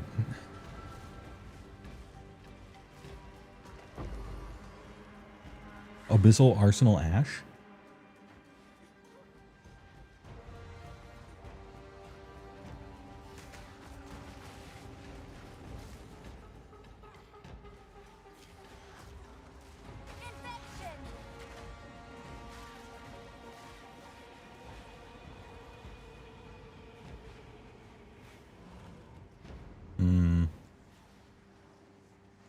This might all work out, actually. Like, if Jupes takes a while to get back on his feet, schedule-wise, it's gonna take Plibbit a month to make her character anyway. Right? Maybe this is all just lining up.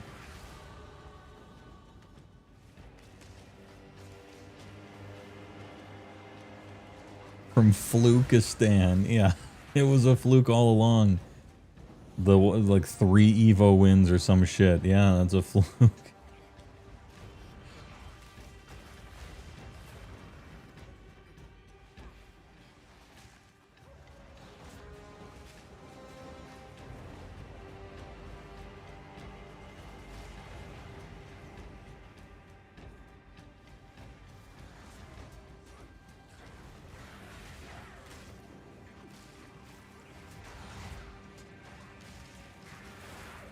You know what this build needs? Build needs an Enigma.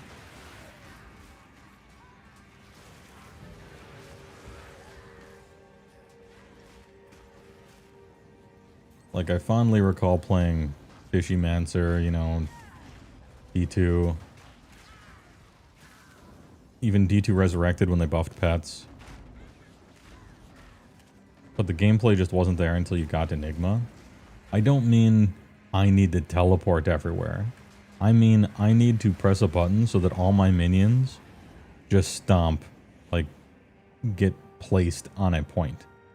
Instead of have to wait for them to saunter their way up and then stand still for a moment and then their AI has to decide who to throw their stupid bombs at.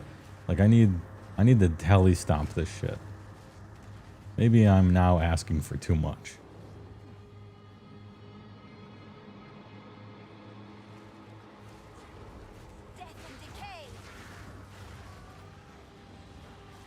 Markster on YouTube says, you always have a dirt cheap league start to fund Lambos for the fun alt. Yeah, that's true. I mean, you build an alt in an unserious manner. At least I usually do. Not like, how do I put this? I think you know what I mean. Like, I'm going to do something kind of stupid, but it'll be funny. And usually stuff like that can sometimes even become good. It just needs a crazy amount of money. And so you do your hyper-efficient league start that's just fucking great. Rain or shine. And you have your first character, you sell a few things, you get a little coin, and then you're like, okay, it's time to make the retard. Let's blast, you know? And I guess Minions isn't like that. It's stupid or like weird, I guess.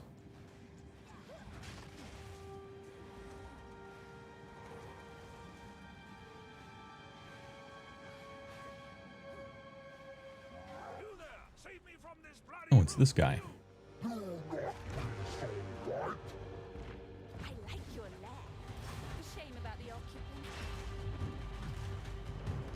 I really don't need to do anything, do I?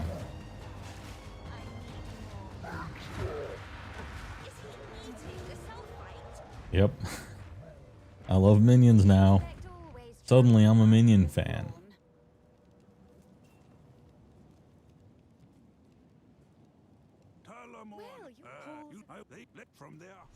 Nice story. I'll read it later when the game comes out. Maybe. Is that it? Doomed Mine. Oh, I don't have the torn page either. Okay, I do need the torn page.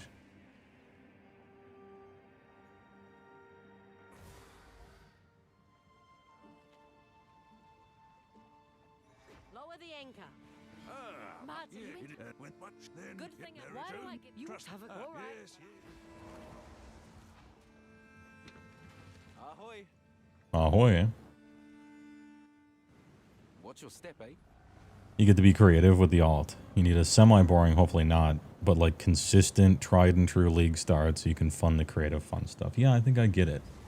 It's the same thing like, oh, a Diablo season starts, you play a sorcerer, you know, Blizz Sork, something like that.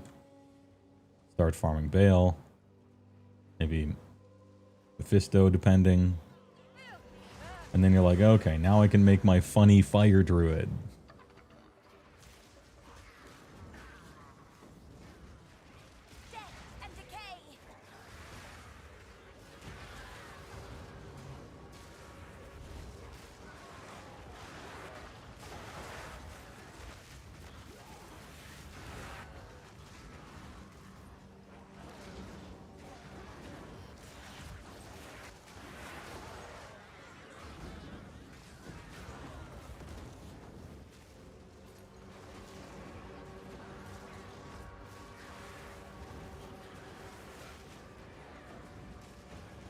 Or the creeping death, just slowly walking forward.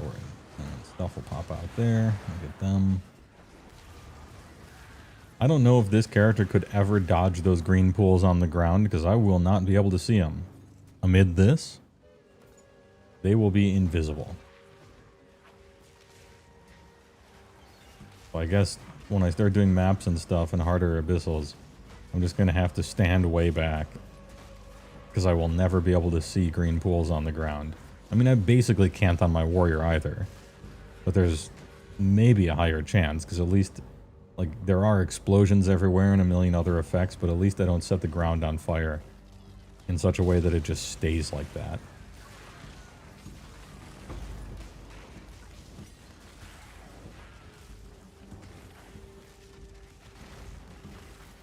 This isn't a complaint, I think it's funny. But there are downsides to it.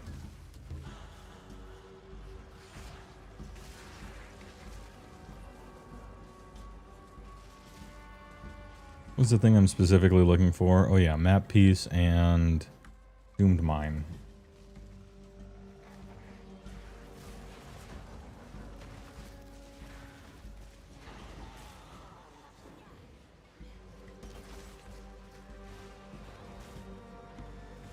Can we assume the doomed mine is like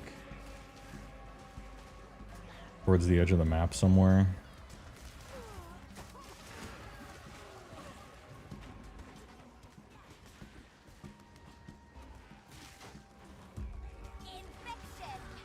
Maybe you're too big to roll past.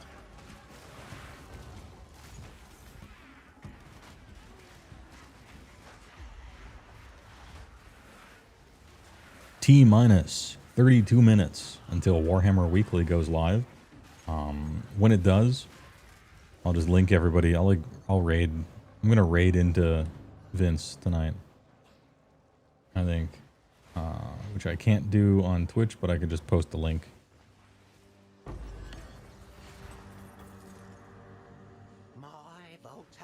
Furfurish riding.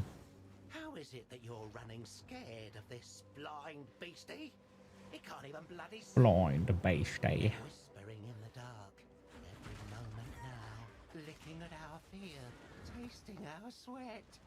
We need I mostly don't even mind getting tripped on this character. When I get tripped, my minions catch up to me and, like, people try to attack me and then they just die to stupid bombs. Maybe I'll try down here. I can't remember what you get for these two things, so, like, maybe I'm wasting my time and I should look it up. But I do know that Act 4 has a whole bunch of permanent passive bonuses that you can acquire. Like, more than I thought there would be.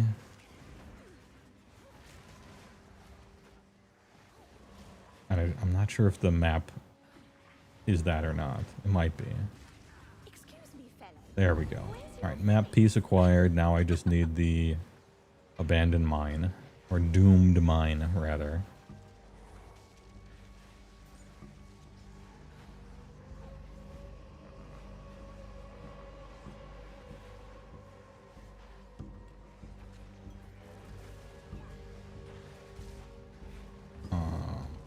This maybe looks like a mine area, perhaps.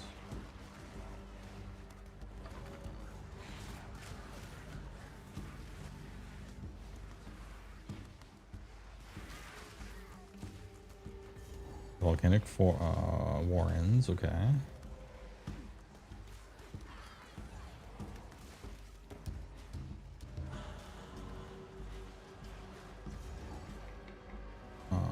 Nope, this is that boss fight area. Oh, I get to fight him again. Sure, I'll fight him again.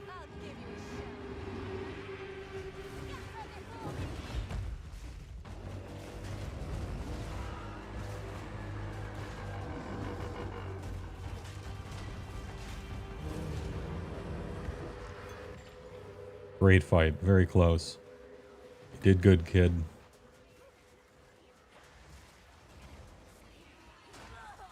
Oh, got me.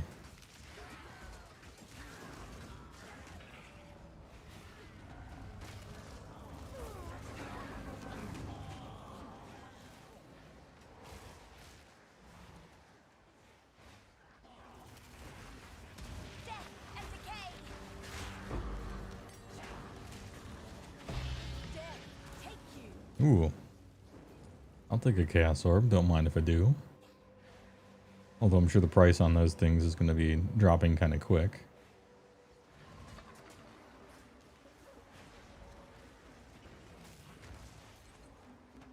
The economic evolution of a season is one of my least favorite things.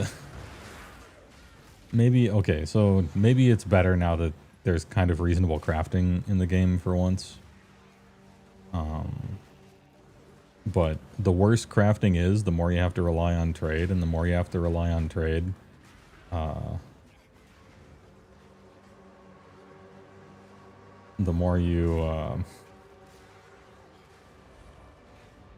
well, look, they improved the system a lot. They improved it a lot.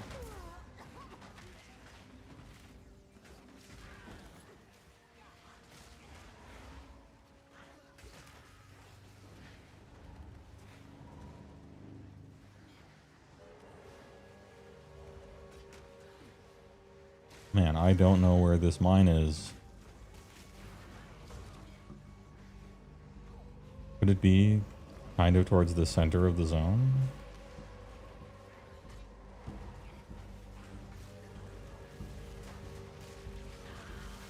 I've explored almost everywhere. Isle of Kin, Isle of Kin. Yeah, okay. And that's where I am. I'm gonna give it one more, like, area over here, perhaps, and then I'm heading out of this area.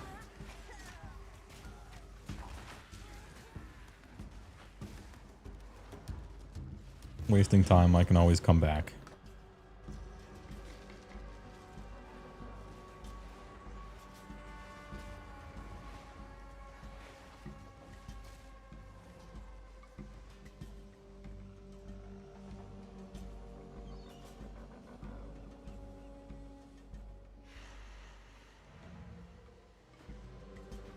Alright, I'll look down there. Since there's only one. We're running out of places I haven't been to.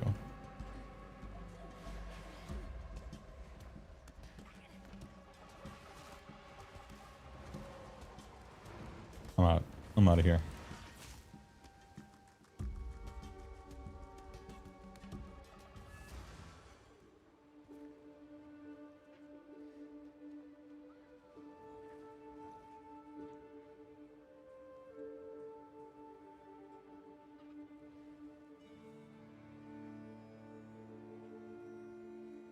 How can I advise? Well met. I've forged a few fineries. I think I know someone who needs this.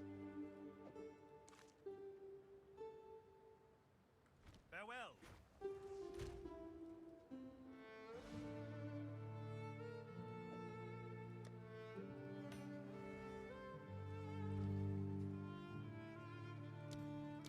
Upgraded spec tree because we're 52.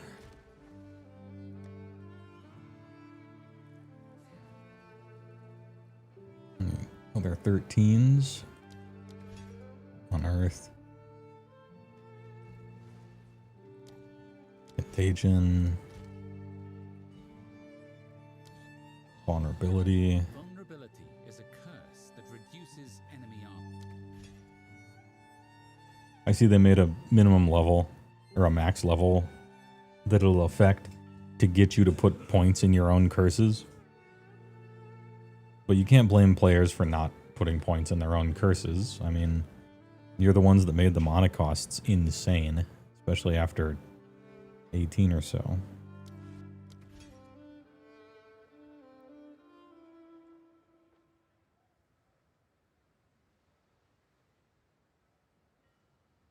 Alright, I have 21 spirit right now. After that node, which means I could go down to 0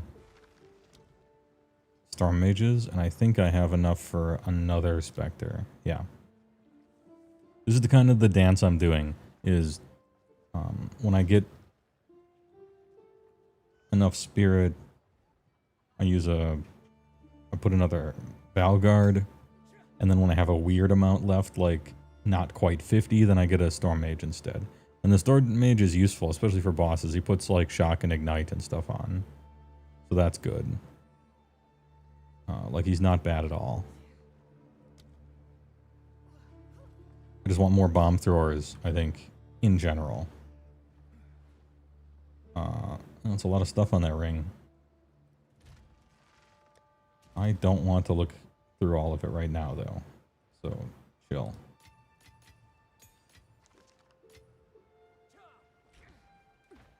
Alright, turn in the third map. There's either 3 or 4 map fragments. I can't remember how many. Yes. Ma'am? We need one more piece. One more piece, okay. So am I going to big minions, or what is volatility? What is that? Volatility explodes after 4 seconds. Trash. I mean, I'll keep reading, but I don't like the delay. For 10 seconds after explosion, you will gain volatile power. Gaining 1% of damage is chaos for each volatility which exploded. The explosion timer will reset on gaining another stack. Okay. Can be gained once every 0.1 seconds. Default maximum is 200.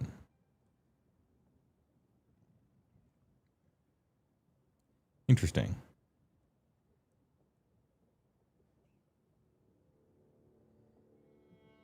I mean, I think I just want to take the damage nodes. Like, up to exactly this, and then maybe nothing else. Well, we'll do it.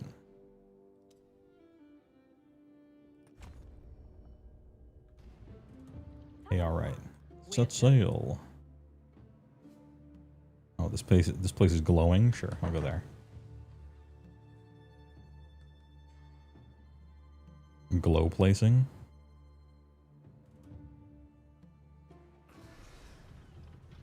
Bartiki has already gone inside the eye. You best catch up. What do I have to do here? In the Folly's Rest, Eye of Hine Korra. The Karawi do love their monuments, don't they? Cool looking place.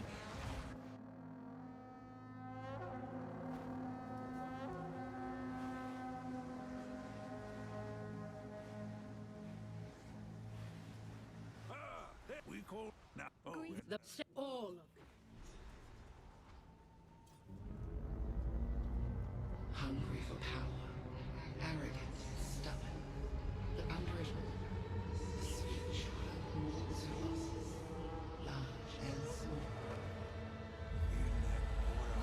So you may enter.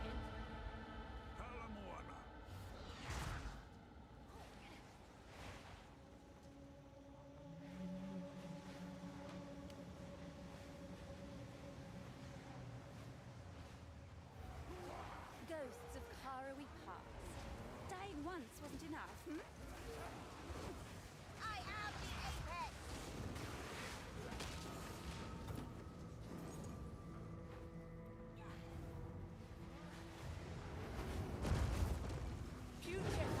He's too huge to roll past.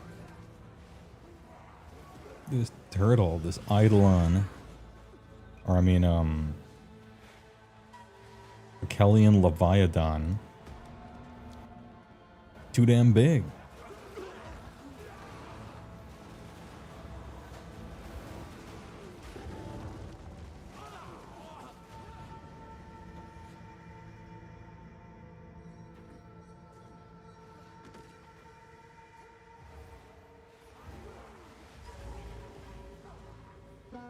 Now we test your mettle. Rise, warriors of Narmada. Test your might.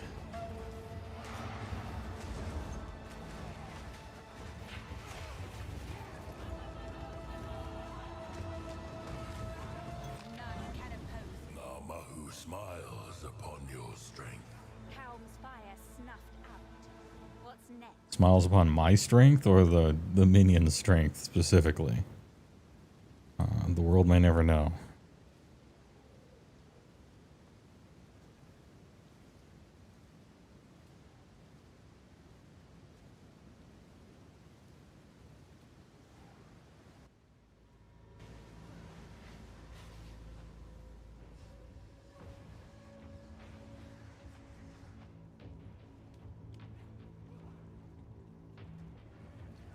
So when the desync happens, but you're sprinting, your character continues to sprint and move on the screen, even if the game is paused. And that could cause some... Like, it's possible someone might be able to do some untoward shit with that. You seem to be not able to, like, run through walls or anything, but moving on the pause screen is a potential concern for some maybe unintended gameplay mechanics.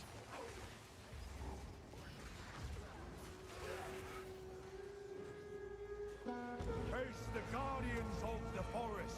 Come, warriors of HeyWoah. The Guardians of the Forest.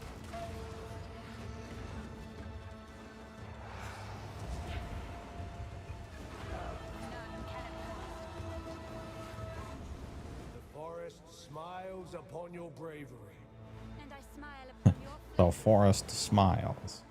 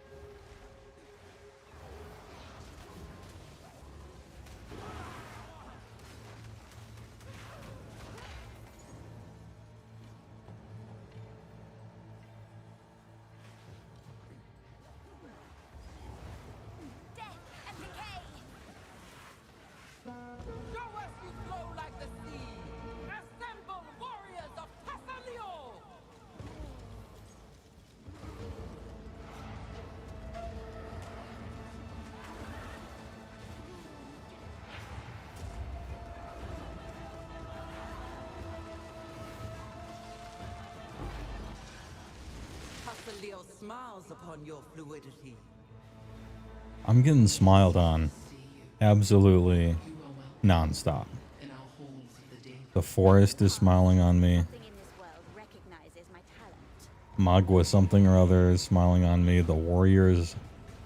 Every room I walk into, somebody smiles on me.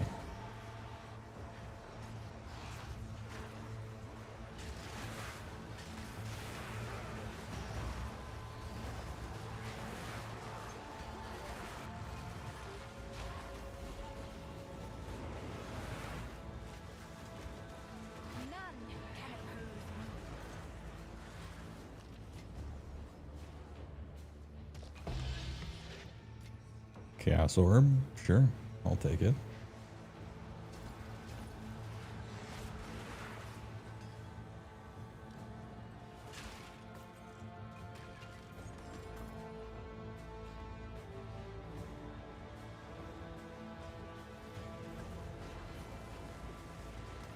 I can't miss anything in the trial, can I? No.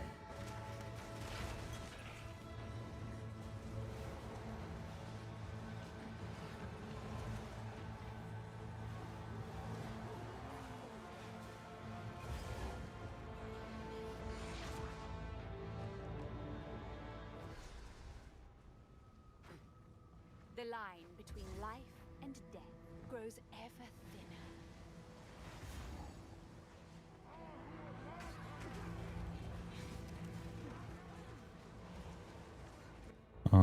Second place. Yama the White, Halls of the Dad. And we are in the Halls of the Dad. Okay, so I have to find Yama the White. And then I can escape.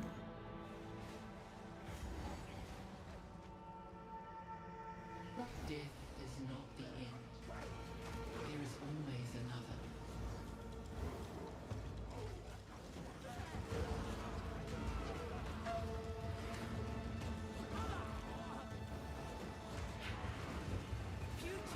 I have no idea what's going on.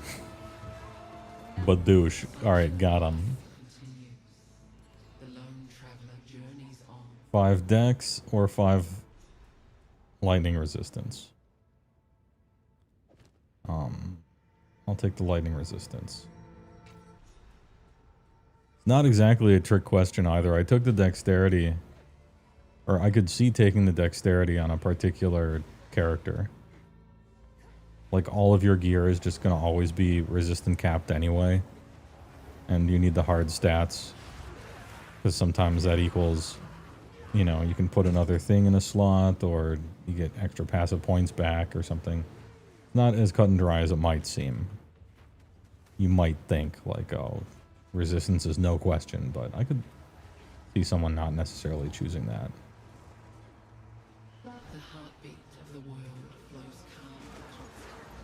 I think I took dexterity on my warrior so that I could undo a dex node on the passive tree.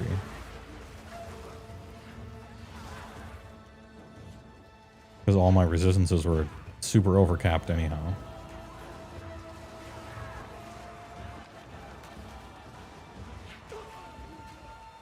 Sometimes it's hard to get stats. Int or cold resist. There you go. I'll just take the resistances on this character.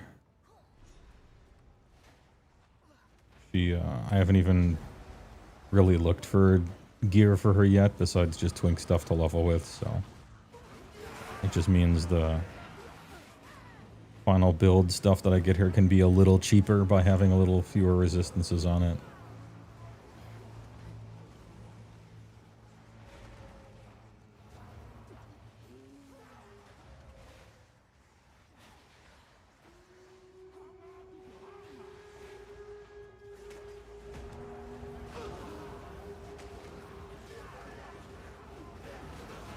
Is this all one massive map? Yeah.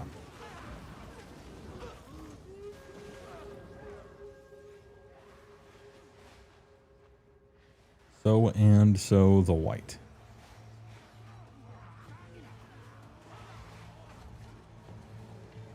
Checkpoint. Minky. Mojo boss. Give orange, eat orange, give orange. A challenger. Monkey.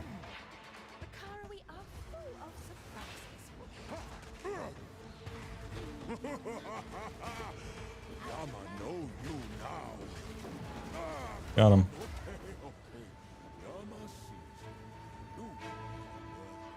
If you weren't already Navali's, I'd claim you as my own. Ah, we saw.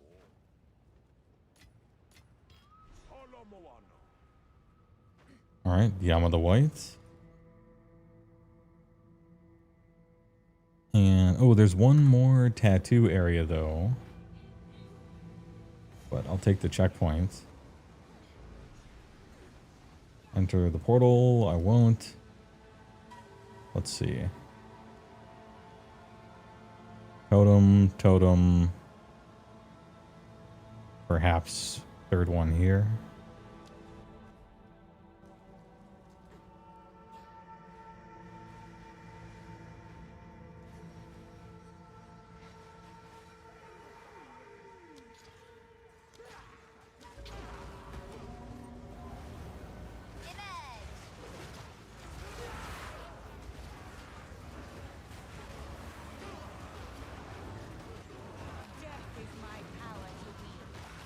I will not move.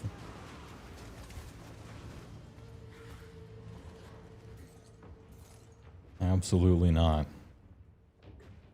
Anyway, good shit.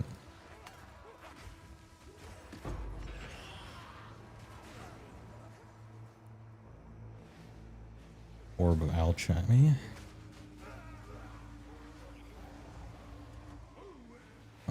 Weirdo area. Oh, cool. All right. Yep. A volcano rages, searing the night sky.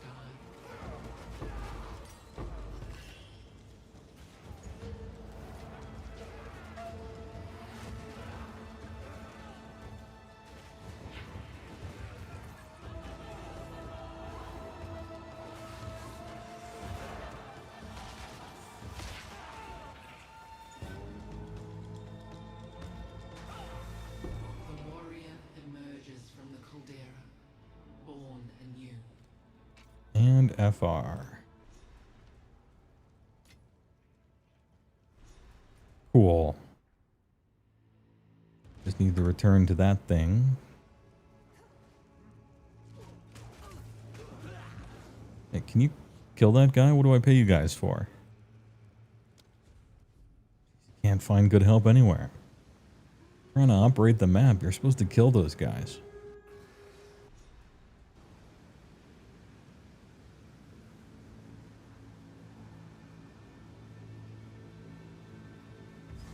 Anyway. This boss took 3 tries on my warrior. Absolute nutso one-shot nonsense. Oh, it's not that boss. Never mind. I thought it was the guy who one-shots you and teleports and has power over time and space. That's some other place. Alright, and so this is another trial, but they're not done making it yet. So hell yeah. Thanks for the 2 passive skills. I'll take damage and damage. Thank you very much. I think we're done here. Right? I've been waiting. Yeah. Return the she up. I've been waiting. What? I clicked to return the ship, but it just went away. Hello? I want to go here.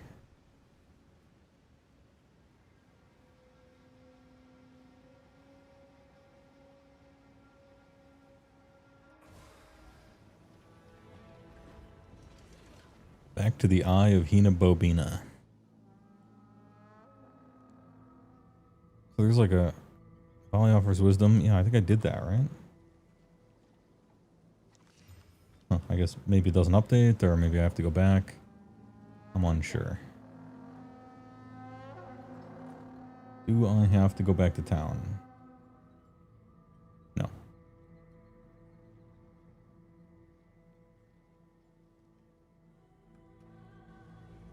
Man, it's weird that plus sign is still there. You know? Feel like maybe, am I forgetting something? How can I help? Got me second guessing myself.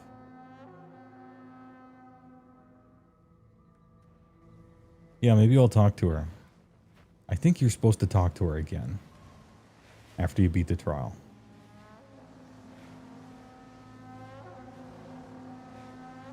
Let's find out.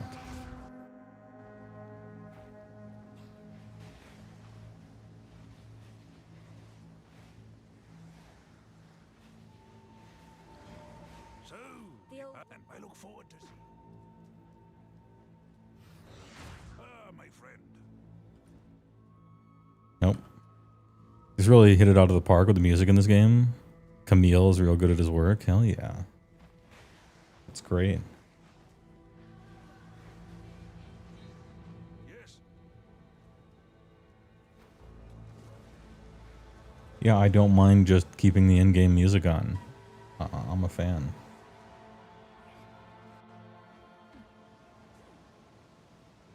You know, ARPG music doesn't necessarily need to be ostentatious or really in the forefront, and it's kind of ambient, and that's fine. That's what That's what its job is. It's supposed to not get annoying when you listen to it for 1,000 hours, you know. And kind of evoke whatever biome you're in, things like that. I appreciate it.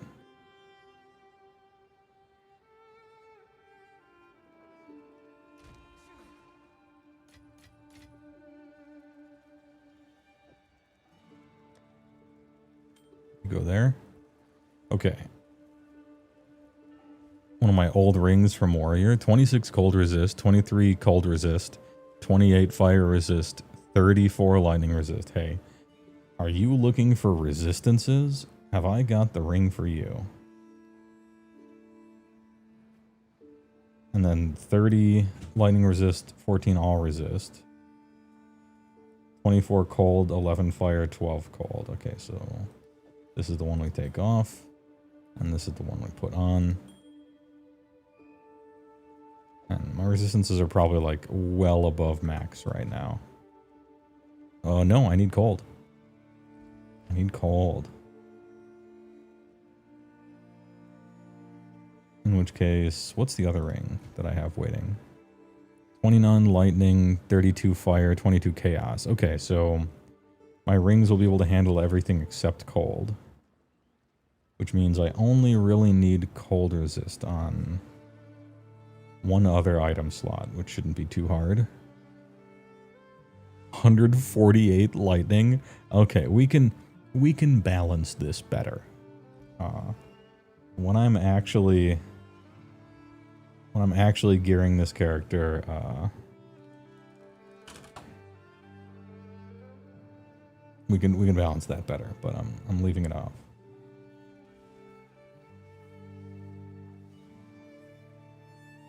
I need to visit Kaimana in Ingankenu.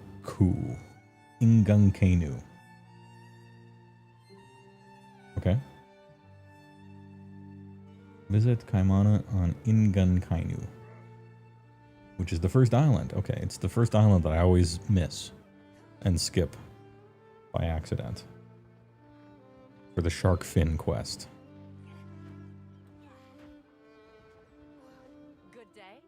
Set sail. Ngankanu.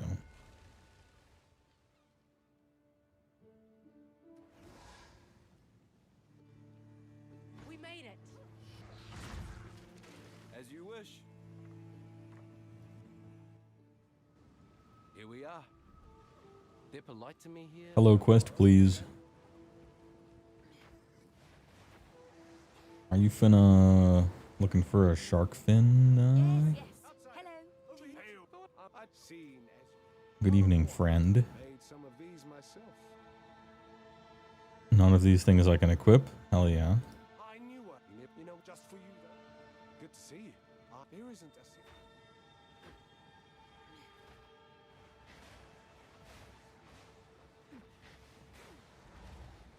well, but no, you have my thanks. Yes. Wait, is that lazy? Please enjoy a fin. Welcome. Oh, it just gives this. Okay. Uncut spirits are rarest, so we'll take that. See you soon. My friend. Thank you. Alright, good shit. Return to the She-Up.